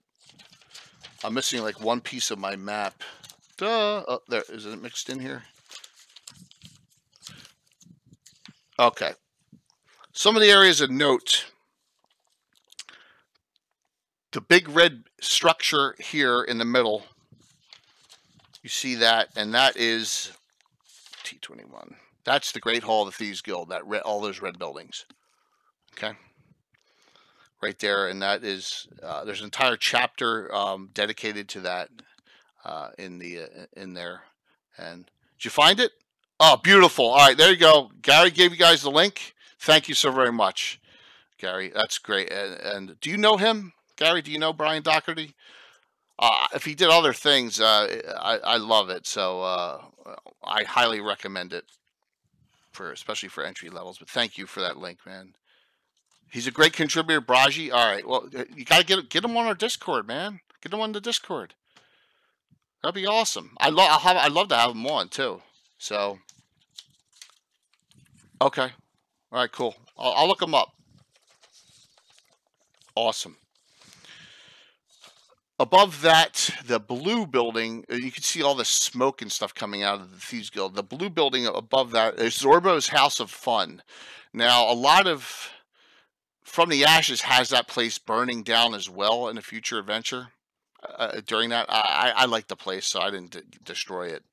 So, yeah, Gary, guys, for you, Blue Box, if you don't know, that's Gary Holian, who did a lot of writing for the Living Greyhawk Gazetteer and a lot of other publications. So, yes, big name for Greyhawk for a while too. He did. Oh, okay. All right, good, cool, Mike. If he did, maybe you have a connection to him, and we can discuss it with him, because I always like to say thank you when I use someone's adventures. It's cool. I know, Anna, you like doing all your own homebrew, right? Have you ever taken like someone's like, wow, this is so great, I have to use it?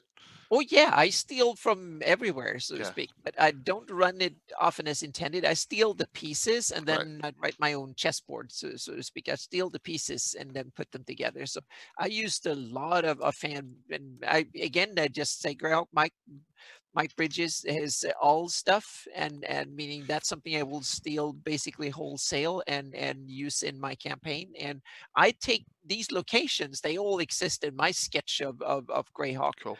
and I haven't used all of them. I haven't gamed that much in the city. It's been more like a stage to go somewhere, and also to go and sell stuff occasionally, and talk to someone from time to time. But I haven't had any campaigns really run in the city because I felt like I needed to flesh it out more and kind of make my version of it more fully. So I have a whole bunch of sketches in various quality of that I try to take Gary's sketches from the Gord books and these locations, and then add some of my own stuff and stuff in it. So it's some of these kind of early stages of a mapping project that is definitely something I want to do. That's for sure. But I want to. Jason would love it if you did it.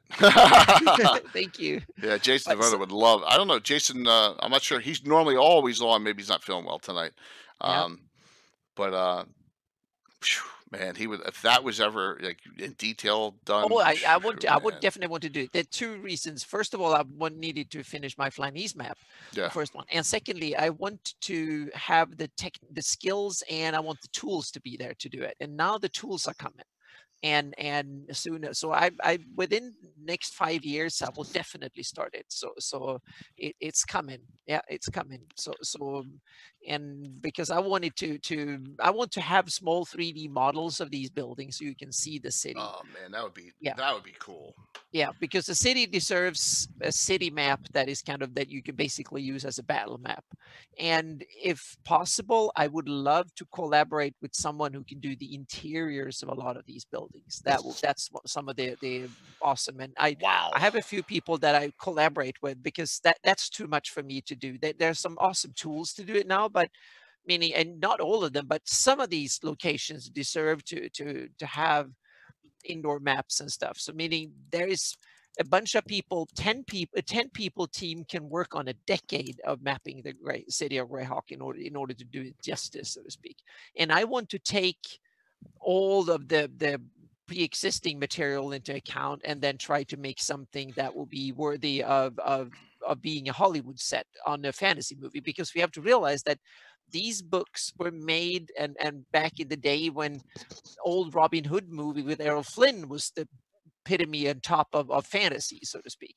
And today we have a whole different scope of what is fantasy, and I want to elevate Greyhawk into that. I want Greyhawk not to be in the era of Errol Flynn when you're swinging in a between two trees and having a bow and arrows was kind of the top of fantasy. Yeah. I want to have locations that will be worthy of being in the Lord of the Rings movies.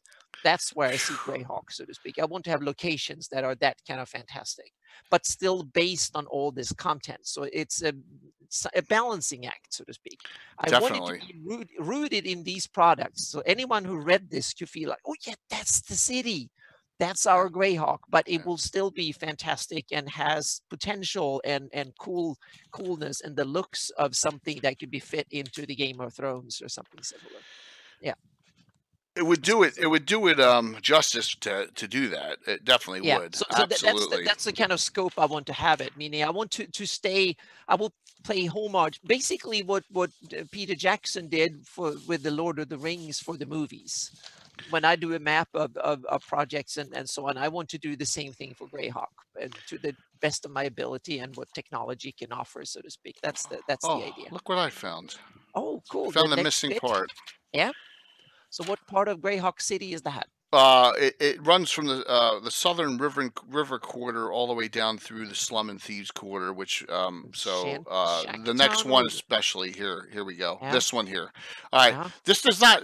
If you look in the slums are actually the upper left-hand corner of this picture. It's not the lower left. The lower left is actually part of the old city running along the processional here.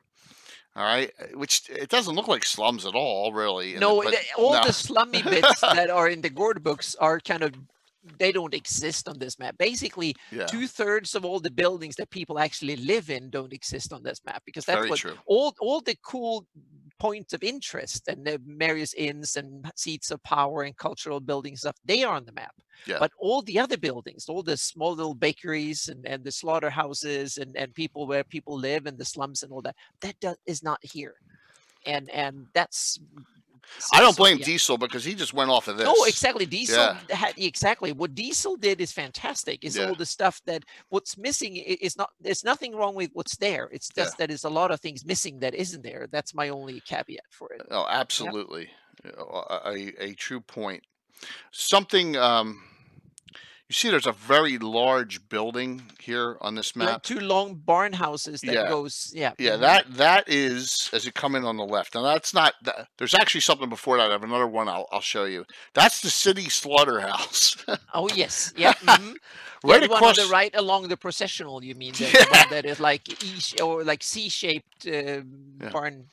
Right across from that's the public bathhouse, as you can see. So it's kind of mm-hmm. In pandemic times we can kind of see that. Fun of that. The three parted yellow building up on the processional, that is Merchants and Traders Guild Hall right here. So in the livery, you can see the horses and stuff actually on there. That's so that's where you go, I guess, if you want to sell a lot of different things at the guild hall. That is on this map. If you go now to the left, in the upper corner, let me see if I can locate our most important building in the slum section. There's a Chapel of Ulek in the slum section, believe it or not. That is this blue building right near the slaughterhouse. That's the Chapel of Ulek to the left of it. S5. There it is. Okay. Wow, that's kind of nondescript where it is. The row of green buildings all to where the waterway goes through. The last green building on the left. That is the nondescript building. Looks like a rundown boarding house or tenement. Okay. That is where the rope making establishment is in my game. The Rope Makers Guild is there. And just like in L2, Leonard Lakofka's, right, Assassin's Adventure, Assassin's Not, that's the Assassin's Guild Hall. Ah. All right, that is that Do building they there. have a plaque outside stating that, or they run under import-export business or something, or Well, it just says rope maker. You know, it's just see? a rope Yeah, maker shop there you there are. now. Mm-hmm. Yeah, Yep, the rope absolutely. makers. Yep. Mm-hmm. Yeah. Yes, it is. You're absolutely right. As Anna talks about her illustration, I remember she did that in her presentation, guys. The illustration eye candy map. That's what this is, right? Oh When you yeah. have the two Mm-hmm. different maps, this is the eye candy catch you map. You're like, Yeah. Oh oh, yeah. Yeah, definitely. like the Yeah. map of And the zoo. yeah, and for me, this is way more interesting than the map, because Yeah, this gives buildings and what the buildings look like, and this is gold, because when I and others do it, I will use these buildings as the base of whatever I want to do about Greyhawk City in the future. And I also want to work collaborators, and I have some people that are awesome at doing 3D models and stuff, because I think it deserves to be something mapped in detail. First, it needs to be sketched out, and the buildings placed and sketched and so on, just like I do with the whole planet now. It's a process that needs to take a long time to kind of people. I need a lot of good opinions on that one before we yeah. can make something that is good. So yeah. So just remember, if you get this box set, you get all these maps. You Mm-hmm. get Yeah. this map. You get And the booklets with awesome you stories and get stuff in these there. maps all in one big map. The Mm-hmm. actual cross Yeah, of it's it. a 24 by 36 or It's something like that. huge. You Yeah. get Mm-hmm. the underground map, which is the same size the blue map on Yep. this, Mm-hmm. plus all the outskirt maps too. I mean, Yep. that's why it's so fantastic of a box Mm-hmm. set there. Yep. Yeah. So, well, the Assassin's Guild is an interesting thing. We have, our we don't even know who runs it now, because we all remember that the main individual who runs it has left and gone off hunting, slaying humanoids because he hates them so much. Dual class fighter slash assassin. My brain has fried right now. It should have. This box set is from 1989, Wiley, and this is the Free City Greyhawk box set. Here, it's this one. If you can get a hold of it, get it. That one. It is, my opinion, the best thing ever put out because it's of all the detail in it. Yeah. Then the one that I know that Mike Retro is trying to get is this one. I have this in a really bad condition, as you can see by my books, and I'm trying to find a nicer condition. They go for $100+ of them. So Yeah, and they have some Turn Death fantastic Stalker. maps of first of all, they have Yeah. a reprint of the Darlene maps, but they also have a couple of really cool maps of the Greyhawk area and the Wild Yeah. Coast that are fantastic, well done. They're awesome. Yeah, and Hardby and Yep. that area. I have Tom. I have everything old school, man. You know, everything I have it all because that's what I did. You know, I've always 40 years of accumulation. I have it all, so I need to have it all, man, because I love. See, there's different levels of detail. Anna's into making the merchant slash economy slash political system work in her game, right? That's what you Yeah. do. Oh, yeah. Exactly. I'm a political junkie in real life, so I want to have that. I want to have the political faction and the power game and all the from the obvious to the subtle behind the doors kind of getting basement killings and party whatever. So yeah. So I want to have a lot of these features in my campaign. Yep. You need to have, and for me, I like to have published source characters and published source locations and published source adventuring groups that should be interacting with our players and our adventuring groups, because that, I think, is what makes a campaign alive. Mm-hmm. Is when you take Yep. the published source and you take your own creations and you meld it together to your Yes. own Yep. Definitely. campaign. Yeah, there we are the same. I do the Mhm. same thing. Yep. Mm-hmm. So, and that is, I love it. I mean, that's one of the reasons why I love Greyhawk so much. All right, this map is very important. Bill Sasharscorn, T8. See the brown building. You come in through the main gate, through the highway gate.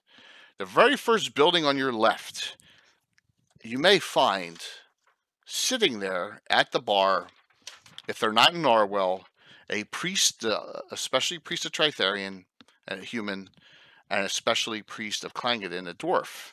Both members of the Iron Brigade as well, but they kind of off on their own a little bit more nowadays. And that is the Gold Digger Tavern. It is the raucous establishment, is the primary gathering place for dwarves in the old city. The many humans and some halflings can be found there as well. Half-orcs are usually roughed up if they so as much show their faces. So this is where Trevin and Brolin tell all their stories, because they've all had 8 to 9 times had limbs and hands and all sorts of things cut off, and they always tell their stories there. And that's a PC and an NPC. Right across the street, the big blue building, T9, is the Brass Dragon Inn. Okay, That is interesting. There's so many dragons. We have the Green Dragon Inn, the Brass Dragon Inn. Any more other Blue Dragon Inn? Oh yeah, there's a Blue Dragon Inn. There's a Black Dragon Inn. Oh yeah, oh yeah. Oh, so they're all the colors, at least all the chromatic colors. Yeah, there's a ton of them in here. There's green, blue, black. So do all of them have a head outside, like what is it, the Green Dragon Inn that has you walk through the dragon head? That's a good question. Let me see about I think there's one, if I remember correctly, there's one illustration where you see the inn and you walk through the mouth of the dragon to get in. But that's probably just, it's not the real thing, because then someone chopped away the teeth. Well, it says that the Brass Dragon Inn, the site is not disappointing. It is grandiose establishment, first building many travelers see. It's a rambling maze of wings, towers, sleeping and dining rooms, a kitchen, comfortable ferment lounges, and smoky, noisy beer halls. It's huge, but the prices are the highest in the old city. So okay, yeah. The Blue Dragon has a head, Gribbly. You could be correct on that. Yeah, yeah, absolutely. So. Would be so you could probably Wiley. I think you can get these on Drive-Thru-RPG. I think you can get all these. As PDF. Oh yeah, I think almost all of them are. Yeah, they're available as PDFs. Yeah, yep. And they are good, generally very good PDFs done scanned from good untarnished originals and then touched up in Photoshop, so they're kind of color corrected and stuff. So yeah, so the ones I bought, they've done overall a great job of making them into PDFs. So I bought them as PDFs even if I had the physical original, because they're much easier to search through the PDFs. You put them on in Evernote, and then you can just search through and find whatever I'm looking for. So yeah. Okay. Definitely. And another thing is, I doing this from scratch. I mean, my gosh. Now I mean, this is all hand drawn. Well, yeah, that's hand drawn. It's crazy, definitely. Mm-hmm. I don't want. I'm curious how long it took. It's insane. That is a good artist. I bet several months. Yeah.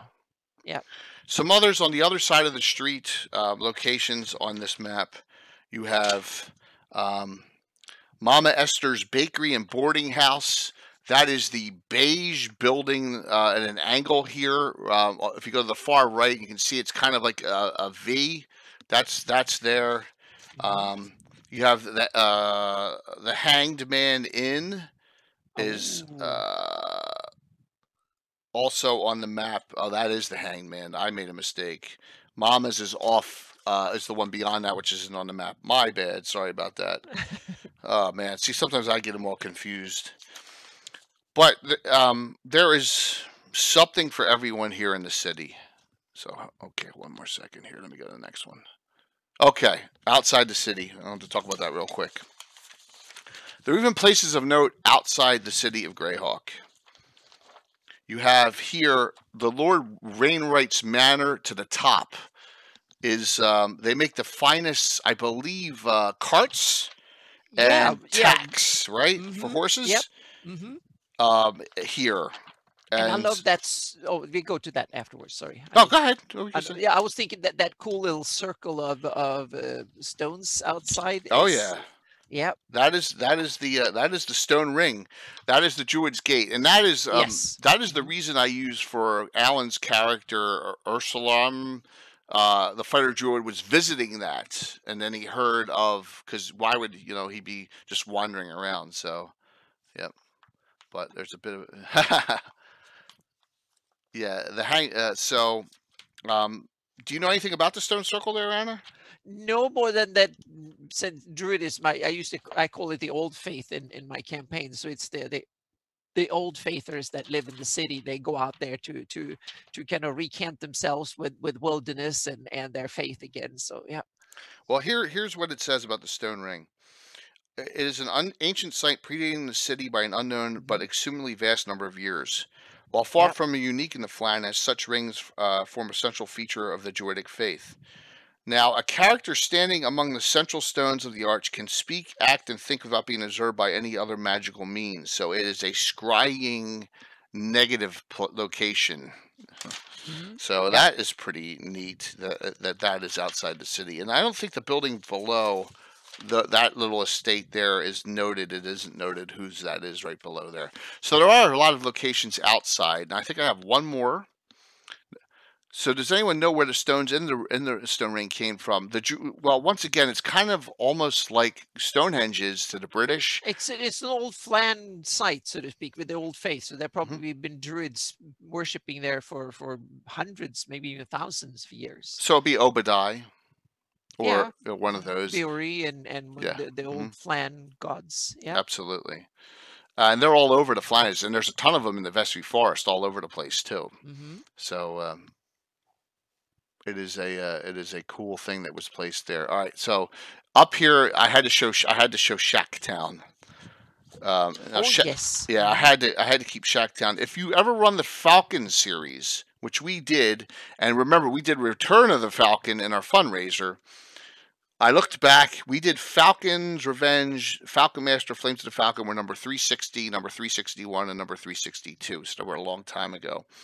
A lot of, I think the second one takes place in Shacktown up in the north here. And Shacktown is a 500 souls live here, and when it rains heavy, the entire place is flooded. It reminds me of a poor section of New Orleans. Okay, yeah. Yeah, for the most part. Yeah. It looks weird on the illustration because that looks like a hill slope. So, right. So it doesn't look like it. I would depict it on a map more like a flat flood bank that kind of is green and grass or whatever. But then the water comes up, not like a slope on the hill, because then the river basically needs to flood half the city before it reaches up there. So. Greg, that's tricky cool when you do the map. It's really hard to depict and take everything into consideration from the text. Yeah, especially if you don't read it ahead. I mean, you have to really dig into everything. Well, there might also be that thing might have been an art order that was issued to Diesel the same time they started to write the text. So he might have drawn that before the text was written. We don't know that. So that is kind of, so that's why I always use the text as the first base, the prime source from my mapping, not the maps and the illustrations, because I know they often come as a side thing to the text. Not always, but usually. Yeah. One thing about Shacktown, none of the priesthoods will stay out here because it's so bad. It's way worse than the Slum Quarter. The only one it does is St. Cuthbert will have a follower or two out here. Oh yeah, they seem to be the rugged, the ones that reach out to even the poorest and most destitute. Yeah. So but I remember this specifically in the Falcon Adventure series. There, you're in the Shacktown a fair amount. So no, you know what? I never have, and I actually, Big Mac, I have a Diesel Eye of the Beholder picture down in my basement that I got. Now, this is a story. I'm going to go off on a tangent here a little bit. Hi, David. Yep. Oh gosh, I don't know. I guess we're talking now, Bill. If you're still on, like 2000 and I'm going to say before I had Shane, I'm going to say 2005 and 6. There was a D&D movie going to come out, a documentary. And we were going to be interviewed. This is another Robert Wardall bug for me. We were going to be interviewed in this movie. They had set us up to be part of the movie about, a campaign that had been going on for 30-some years at that time. And part of the Kickstarter, I got the Diesel print which is pretty cool. Anna's seen it. It's that black and white one of the guy fighting the beholder. He calls it like an eye tyrant or something. He can't call it a beholder in the picture, but it's a Diesel print. And Wizards sued them, and it never came out. And all the Kickstarter people, they got their stuff from it, but the documentary never happened. So it was a shame. But Yeah. that was like, oh man, back then was that the same one that I was involved in? That was 2012 or something like that. No, because This is an earlier one. I was still living at it was earlier. Yeah, because there was one that they started when I moved here, and I pledged to it, and that's when I met Rob Coons. It may have been because, because sure. They flew Rob Coons to LA because the production team was based in LA, and they did, but they were not sued. It was something that they got troublesome within the team, and they broke up, and no one it was something that no one knew what happened, and the thing just pewtered out. You don't think it's Diesel, Mike? If you could tell me who it is, because I went through the book here and it says all color photography by Diesel in here. Okay, cartography is by Diesel. All of it. I mean, that's what it says in the book. If I'm wrong, I could be wrong, Mike. It could be someone else. Kim Mohan was the editorial coordinator. If I'm wrong, I apologize, but that's who. Yeah, I don't know either. So if I'm wrong, I'm wrong. But I'm just going by what it says in the book here. So okay, all right. So that's Shacktown, and wow, look at that, man. We're already at 9:15. We had an hour and 45 minutes on discussing this so far. These maps are invaluable. You have references, you have the campaign of there's so much great data, and you can just take a little piece of it. You can take the entire, I mean, you can look at it all. It shows, you're right, it should be a lot tighter, but for use in an adventure, maybe Valerie Valasek? Maybe it is Lestrand. It could be her, she, and I would apologize, and we should find out. Maybe it is Valerie, and instead it could be, and then I look like a dumbass. But no, but we don't know. Yeah, so I certainly don't know. Yeah. But so when you interact with characters, it's cool to have pictures. This picture here is done by a friend of mine. He's Frenchman named Dungeon Meister. I've showed it before. This actually, 3 of the 4 characters in this picture are actually very important people. The one on the far left is Jalarzi. Okay. The second one, she's an elven mage named Laura Hali in his campaign. The one behind, that's Mariel that Anna's played, and then the one with the red hair, that's Otto. So it's cool, and I have permission to use any of his stuff off of his site and on DeviantArt. And it's great. He has a whole Living Greyhawk campaign that he's done, and really cool things. It may be that. So hey, there's Josh.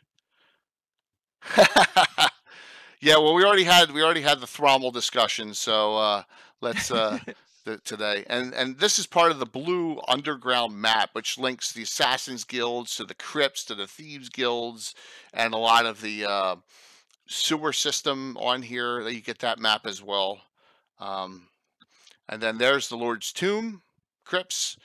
That and you can see that 3 copses of trees that we were at. That one area, that's the one that they went in, and the All-Star game. So we had that as well. Like I said, you get that entire map in that set as well. And then we're going to talk about this coming up in the announcements. There's our shield for the Mongrels of the Putrid Tongue. So, but if someone can get a verification for me, I will do a correction on next week's Gabbin. If I was wrong, just to say it's Valerie Valusek. If that is, I will do that officially to note that. So that would be my bad if that's the case. But maybe Diesel just did the cartography part of it, and she did the pictures of it. Not sure. Yeah, I don't know. Yeah. Okay. So take what you want to use and utilize it. If you have questions about the adventuring groups that we use, I believe it's Earth Journal 29. I wrote this, The Free Swords of Greyhawk City. That goes over all of my adventuring groups in Greyhawk. This is the one right after Gary Con of last year, showing like all those groups and all notations on what they've done and accomplished is in this article. All right, so that's a good place to get that information already for the adventuring groups that we have. The Order of Ulek is very active in Greyhawk as far as a presence, kind of like having it's a place that we can send adventuring groups to do adventures against evil, right? It's kind of like having an ambassadorship there, kind of like Niron would send an ambassadorship. That organization, I'm assuming the Knights of the Heart, Lesmagen Sterich, right, and the Knights of the Heart are there too, right? That are they're in the From the Ashes, if I recall. So the Knights of the Heart are actually there as well. It just made sense for us. There's no major like power base. It is more of an office and an influence area. They don't hold any great power, but it's good to have it as a location so that we can connect the dots with other things we are doing. So. Yeah, I see Greyhawk as a great one of the biggest bastions of diplomacy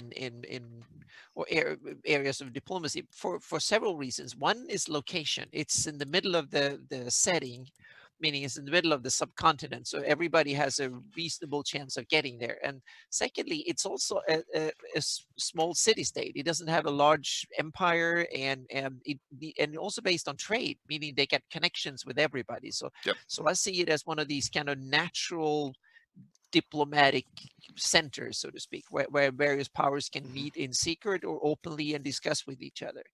And trade deals or insults or whatever it is, and influence everybody else and toward others. So there you have a whole the whole level of events that can be based, you can base campaigns on if you're into that type of gaming.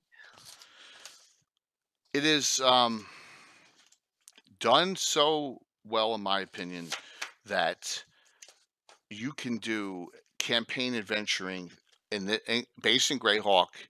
If you wanted it in the ruins, Greyhawk ruins, the Cairn Hills are loaded with adventures.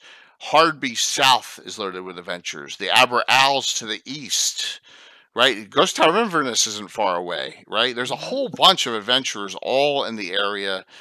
There's the Mountaineer Militias nearby. There's great locations set. Now, I'll say this about 3 adventures. Bill will agree with me. We ran the Star Cairns. It was average at best, okay? And I think Mike, if you're on, you'll agree with me on this. And then I read Crypt of Lizard the Mad, and I was like, no. And then I read the Doom Grinder, and I wanted to poke my eyes out. Okay, it was so terrible. It just was awful. And I'm sorry if I upset anyone, but I will not. They just don't exist. Those 2 adventures in my world. So hey, what's up, Casey? You want to stay on for the announcements? Trust me, everyone wants to stay on for the announcements. You'll want to see these. So, yep, for our final 10 minutes. So, yeah. Well, Josh, you will have to get over it when you're busting my balls about Thrommel so much, you and David, but that's okay. So, hopefully you like this discussion. I tried to just give it an aspect of like a grand tour of Greyhawk through that map. So, Thursday night, Casey, drawing Thursday night. So there you go. So Anna, what do we got going? Oh, I have tons of stuff. Okay. One of the most one is that the Atlas, the 576 Atlas, is starting to take shape real. So if you're interested, go to my Patreon and you can Patreon page, and you can. Let me link you up.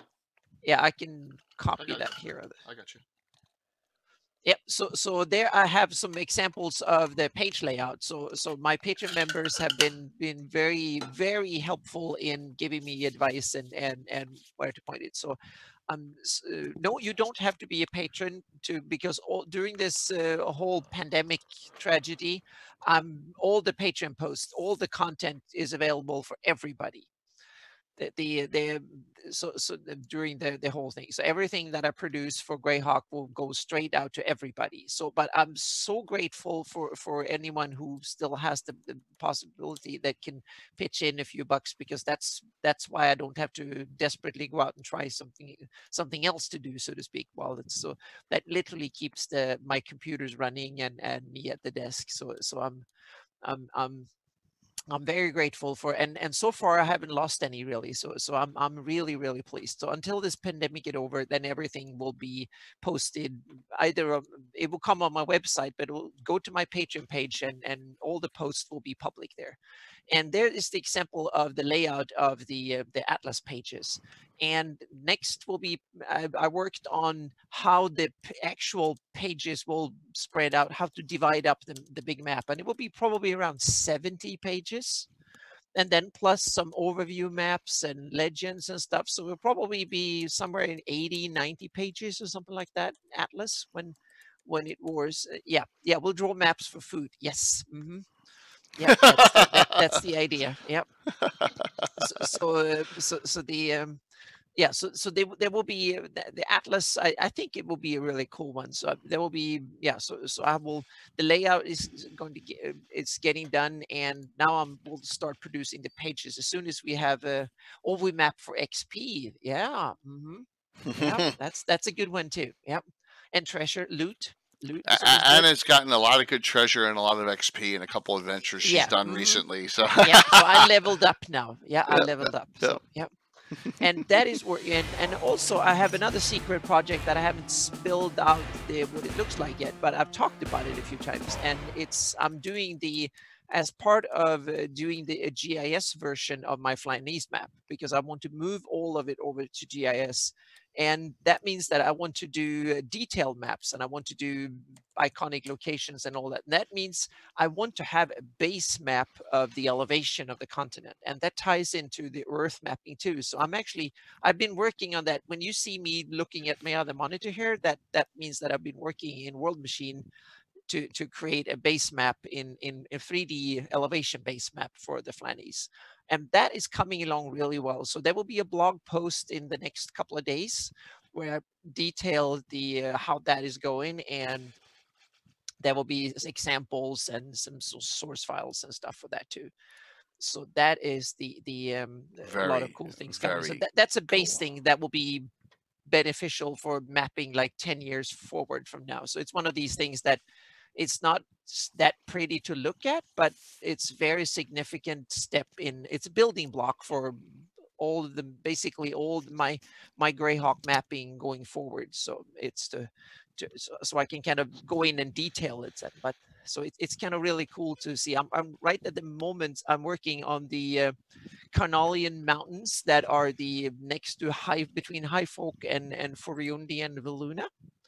So it's kind of and starting to dig out the river valleys and stuff. So this is only very rough, meaning it's 1 pixel per mile roughly, or per 2 miles.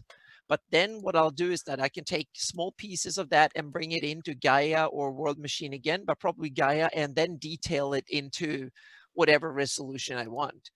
So to get a base map is the important thing, because that's something to build on to. So it's the bedrock. I literally place the bedrock now for the stuff. So that's one of the fun things, to actually see the Flynese map in 3D. Yep. All right. So Greg thinks he found that it is Valerie Valusek that did this map. So I apologize to Valerie.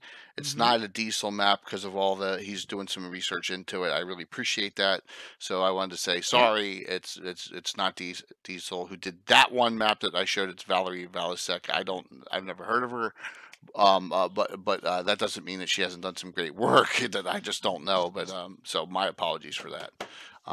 Yeah, that's great. But that's good to know. That's good to know that that I misconstrued what it said on the inside of this book here. So cool. I still love it. It doesn't matter who did it. I love the map. Oh yeah, it's one of the great sources for future work and for all the reference of people who want to see what the city looks like. Yep. Well, thank you, Greg, for that research there. I really appreciate it. So, anything else you'd like to shout out there before I get to some Uh, announcements that include you? Okay, Some no, awesome that stuff. is those are the two things that I'm working on at the moment, so to speak. And then there's some other idea. I'm starting to do research on Underdark and stuff. So go send me a note if you have some cool area that you found somewhere that lives underground, so to speak, some cavern that you talked about or something. So then we can and yeah, so you can reach me on Twitter, you can go to on Facebook, or you can go to my webpage and send me a note there. So yeah, Plus, if you know of published source areas on the main map that are not on there that should be, exactly. Yeah, or let spelling Anna know. errors and stuff like Yep. that. So please send me, because almost every Legends and Lore, every time I've been on here, we found something, someone found something and told me Yep. something that should be there. And I realize now that there is a little tiny river going in on the side of the Salinton from the northeast that is not on my map, Cool. and that one is going to be there next edition. So yeah, so that's something. I have a whole bunch of rivers that should be on the map that is not there, so they will be included in the next edition, or in when it's be moved over to GIS, so to speak. So there's a whole network of smaller rivers that are so small that you can't really take a ship or big boat on it. So if you want to go kayaking, there's a whole network of small rivers and creeks and stuff that are not even on the scope of the current Flannery's map that will be there. But that's something that needs to be generated using fractals and cool modern technology. So yeah. Yes, Amanda, get ready because we will stay on until you guys are on and running up. We'll Yeah. check and then we'll raid into you, Amanda. So get ready and we'll see you Yeah. soon. Okay, we'll Yeah. raid into So you yeah. So that definitely. was my shout outs for the week, so to speak. Yeah. There's Jason. All right, Yeah. so one thing I forgot. You see, this is the Order of Yolk symbol on my shirt, and the scroller in the upper left-hand corner. I can't believe I forgot to say this. That symbol up there that I placed up, I'll leave it up for the rest of the show. That's the Greyhawk Sphere of Influence Order of Yolk symbol. They all wear that symbol. The coins are on, and the chain are all on the City of Greyhawk logo. It's a Brian Blumkratz design. He designed all of them for me. They're fantastic. It's a beautiful look Yeah. to it. So I just wanted to note that that's each of these different colored ones are spheres of influence. So you go Selene, purple. That one's Selene. Greyhawk City. That is the Vestry Forest and High Folk. Bash! Bash! All right, I got a quick Bash story too. And that one's the Shieldlands, the white one. So I just checked Discord, and he sends me a message because he won one of the Titan dice sets. He won the black set, and he goes, "Look, these things are awesome. Very first roll, he rolls a 20-sided die. It's on the critical hit. Now you know that that has not been that has not been what I've seen, but on mine. But that's so awesome, man, that you won. Like I said, I'm giving away 2 more sets, a black one and a pink one, on Thursday night. All right, you guys ready for this? Sit tight. Wait until these announcements. All right, there's a lot of them, but I'm going to do them all because I'm in that kind of mood. You ready? Hey, Dorgrim, here we go. Let's start with up till Gary Con. He was the largest. It was the largest show I ever had, the first Leonard Lakofka show ever, and that was a long time ago on viewer average. But Wednesday night on Legends and Lore, the return of Leonard Lakofka, okay, on Legends and Lore. It's going to be Leonard Lakofka Q&A. So please note this. Leonard doesn't get Twitch. We barely can get him to understand what's going on XSplit and on Zoom. So when he comes on, he may just want to start talking and not realize we haven't even started the show yet. Okay? Yeah. So this is a forewarning. We start at 8 p.m. I would be on early because Leonard may just want to start talking and I got to start Yeah, the he show. might have been in some conversation when we start. So, Yes, yeah. so I'm probably, once Leonard comes on, I may just do 1 or 2 quick preludes and start the show up. Come on early Wednesday night. Okay, so we start at 8, but my guess is we will start like at 7:45 because that's just the way Leonard is. All right, just a forewarning. Um, yes, Josh, I need to talk to you a little bit still. Alan Growy is going to join myself, Mike, and Anna because Alan is working on some things for Leonard. And we may have are you ready? Very, very, very special guest in the 9 o'clock Eastern hour who will come on with the same initials as Living Greyhawk to say hello to Leonard. Okay? Yep. Whatever you may take of that, take of that. Let's hope it happens, but that is scheduled. Okay? So it would be a pretty cool thing. So that Leonard Lakofka is Wednesday. That's our next show. All right, let's keep on going here. I'm getting really good. Thanks to Anna, I'm learning how to use Photoshop. So I'm going a little crazy with this you're stuff. a master. You're a professional. Thursday night, we finished The Fallen Abbey. All right. Thursday, the very next night, adventure number 877.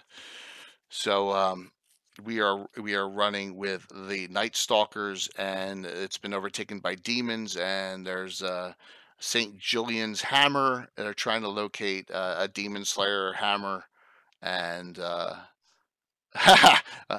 yeah. Well, I'm a pro when it comes to making these banners up. That's about it. And Anna set them all up for me, so trust me. I'm learning little bites here. So, what mod is that?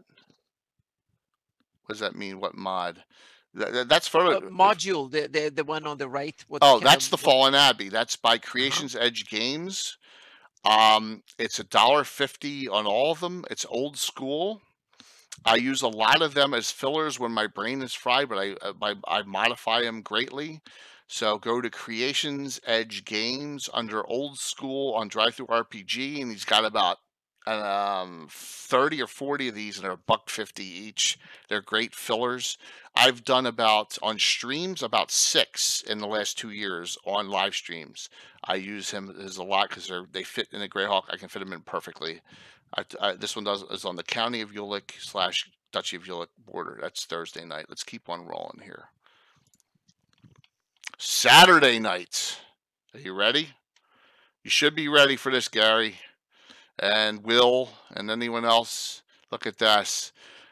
We go to some old school 1E D&D with the ever mysterious Tim Saturday night special, Tim's City State of the Invincible Overlord.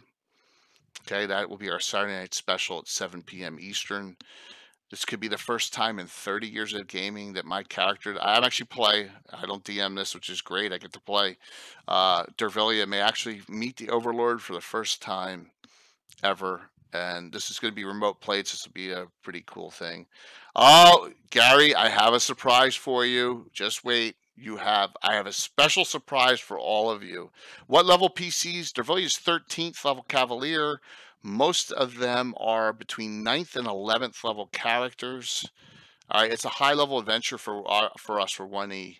And I have 2 characters in Tim's campaign, unlike 70, which because yes, Tim is was away from military for all those years. So whenever we played, we got a chance and we ran the same characters. It's a great, great campaign. And it's a great change up for me to play. That is Saturday night. Okay. We still got more to go here. More to go. A lot more. Sunday night, next week's Gabbin. This came to me, and Retro, if you're on, this was you helped me with this idea. Next Sunday, we're going to discuss beginning a Greyhawk campaign. Okay? So what I want to do, this will be Gabbin number 90. I want to help you all, any of you new players. I want to show you and discuss all the old 1E or old adventures that you can start a campaign with. Okay? Thank you, guys. Hamlet, Bone Hill,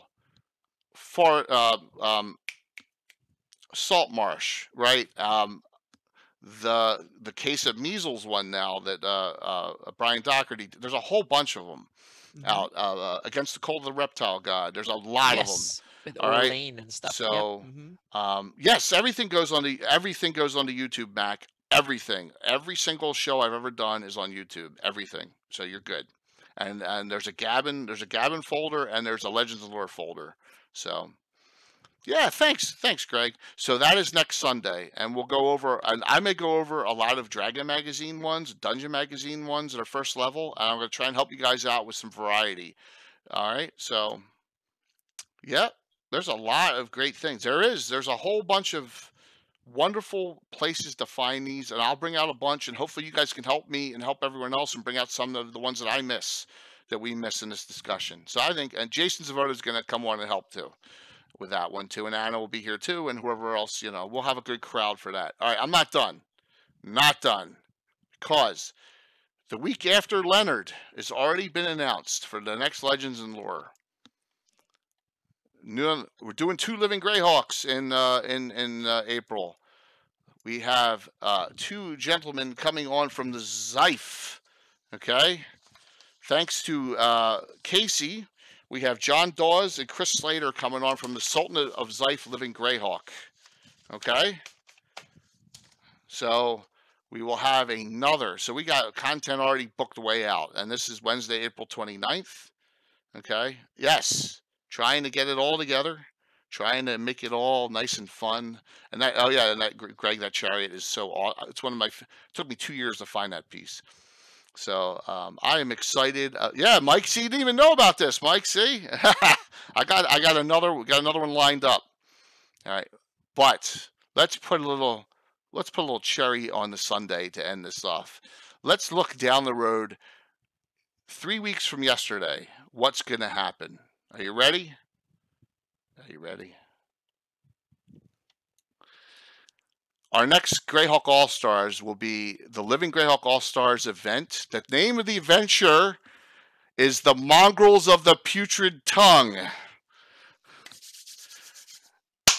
We will have Living Greyhawk people playing, and I will be DMing for them, including Joe Selby, Casey Brown, Vernon Vincent, and a bunch of others, hopefully. You're going to get Tim's, yes. You're going to experience the mongrels firsthand, okay? Yeah, there's Tim. So Tim is in the house. There he is, Tim. Yeah, so that'll be Saturday, May 9th, and I hopefully will be able to cut some tongues out myself with the mongrels. And you will get to experience them in all their glory, guys. It's time to bring them out. It's time to bring them out for a great adventure so everyone in the world can experience the mongrels firsthand. So there you go. So is that enough content for you? Whew, man, I'm as excited. I'm really excited with that. Starting with Leonard on Wednesday night, guys. So Thank you all for coming on tonight and listening to me blather about my campaign in Greyhawk. But I'm so proud of what we've done over the years. And yes, we got a lot of fantastic things coming up. We're going to keep the content coming. Just an apology. I'm not doing in between Tim and this adventure. The Living Greyhawk All Stars is Cobalt Con. I can't do 3 Saturdays in a row. I'll be divorced, right? So yeah, thank you, Katana. I'm taking a break from that weekend. I'm not doing anything at Cobalt Con because of thank you. I just can't do 3 Saturdays in a row with this. But the Living Greyhawk thing. I can't wait. I can't wait for Tim's. I can't wait for the Living Greyhawk thing. So please, that's the reason behind it, or I would be doing something. Thank you all for Blue Box. Thank you for all the great cheers. Thank you for all the resubs. Thank you for all the new follows. We're getting up there.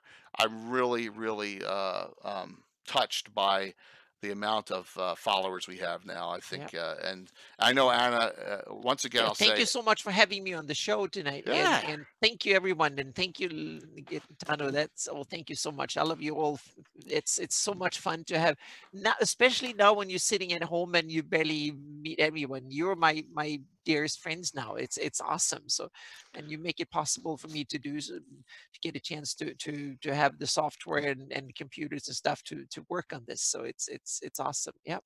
So if you don't have Anna's Patreon, you should really go. I mean, Yeah, and now it's worth every penny. All the content without having to pay for it. So if you have any economic troubles, which so many of us have times like this, so don't worry about it. Then the content will be there. So yep. But more to come from Anna too. I guarantee it. We got a lot of, there's a lot more we're going to do. We're just getting started here. You know, I'm trying to do as much extra as I can in my, with my family and I'm still working and with Greyhawk. So a man's got to know his limitations, but I'm trying to push it right to the edge. Just like Frank from Nightheart Gaming is pushing his to the edge, I assume too. Frank just started a game with Reaper playing, personnel playing in a game he's DMing, or GazumbaCon. We're talking about, Gary, we need to talk about that. I want to do, if ReaperCon gets nixed, Frank, I don't know if you know anything yet about it. If they don't do ReaperCon, I want to do, it's getting nixed. Yes, it is. It's already off. I want to do Greyhawk Con 2020 in this around the same time frame if ReaperCon is going to get you don't know. Okay. All right. No one knows yet about ReaperCon. I know all the other conventions have been nixed, but we really maybe we can do Greyhawk Con sometime in the summer. But I think we should do an entire weekend of streaming. Absolutely, us, you, the whole group. I think Blue Box may want to join in on us. I think I can get Frank to do one show. I think I can get Praters to do a show. I think we can get a whole bunch of Carlos, Will. I think we can get a whole bunch of content up. Yes. So let's talk about that and set it up and see if we can get something going for a Greyhawk Con virtual at some point. I don't care about signups or whatever. We can all do signups on our own, and we can get the word out there, and we can get a whole bunch of content and games. I think, yeah, that's good. That's cool. Hey, you're grumpy, Casey. You're not a grumpy player. You're a grumpy DM. So, we should get him to we should get him to release the Summer Earth Journal at the same time. I think we should definitely do this. If ReaperCon is on, I have to go to ReaperCon because they sponsor me. I know Frank would, Nightheart, we have to go. So, and that is Labor Day weekend, and I want to, if it's on, that's really a good thing. But I have to go to, they're so kind to us that we'd have to go there. So thanks, Bash. That's great. So we'll get with all of you, and we'll see as time gets closer. And the ECJM 771, thank you for the follow tonight too. All right, guys. And we're going to all play some games together, whether it's at ReaperCon or at virtual. Thank you. What a great night. Thank you for hanging in there. We'll see you Wednesday night, Leonard Lakofka. And he was in good spirits. He hopped on a Zoom right before we went on live last Wednesday. So he's all excited about it. I got to lease it out to a couple people, Katano, So let's hit this up here, and we'll see you all Wednesday night for a great show. And if you can figure out the initials of LG who may be coming on, I'm hoping that happens. He's given me a tentative yes. Thanks to Carlos helping out with that. So we may have a big name coming on the show too. So just say hello. You figure out the initials of who's LG Living Greyhawk. Who may be coming on the show Wednesday night as well with Leonard for a little bit. Thanks. Yeah, thank you everyone in the chat. This was awesome. Mongols of the Preacher Tongue Dorgrim is all homebrew, but Tim created it initially and I ran with it. So, you like that, Frank? Yes. So, he'll be on like in the second hour of the show. Yeah. So, and he wants to say hi to Leonard. Yeah, so.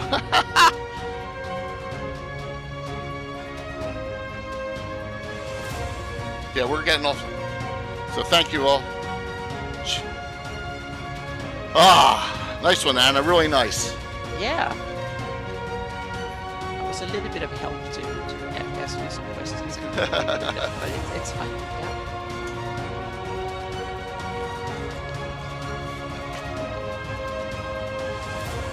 Oh, cool, Frank. Where's some NBA? Did you get? What'd you get? Did you get Harbor Town stuff? That's awesome. I love the Harbor Town stuff. I love it. So, Frank, we gotta talk, man. I gotta find neoprene mats that are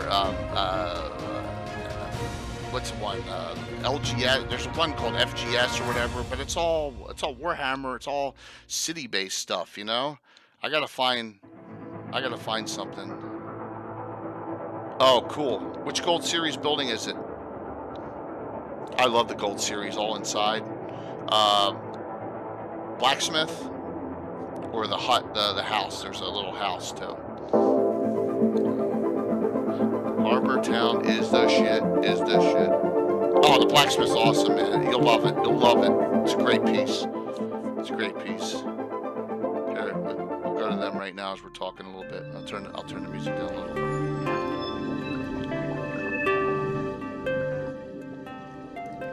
Great piece.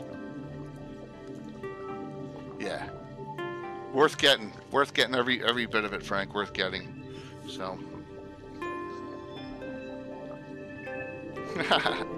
Listen, Gary, you can spread the word, but you know, he's like 80% yes. So it would be a shame. That's why I'm not putting in any posts. I'm just teasing it. Let's hope it happens. He's really going to try and come on for Leonard because Leonard, you know, hasn't been doing well. So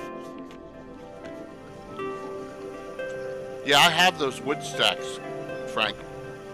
It's got like a chimney sweep, a bunch of other things in those miscellaneous packs. I have those. They're nice. Nice sets. NBA. I also have the torture set too from NBA. Yeah, they do some great stuff, man. They've been fantastic sponsors. First ones, Kirk's a great guy. Kirk still wants me to come down to Atlanta to his warehouse and DM a weekend at his place in his where he's got a whole setup, and it'd be awesome to do that sometime after this is all over with, to go down there and do that for his family and friends. I'll DM for him. We'll stream it. I don't know when that'll happen, but that'd be cool.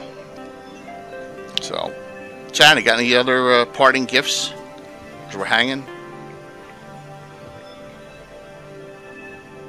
Anna, can you hear me? Oh yeah, I can hear you. Yeah, any other parting gifts or anything as we're...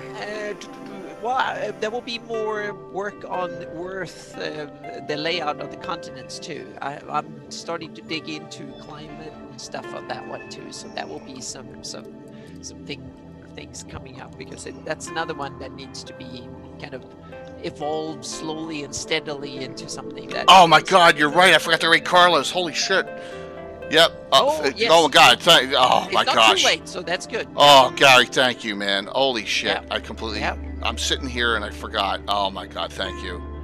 Oh, you say that's a savior, because I promised I'd do it. Thank you so very much. Oh, man.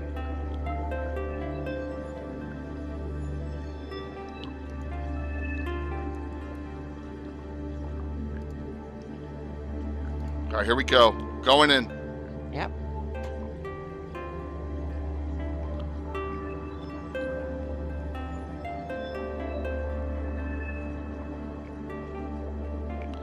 It's good.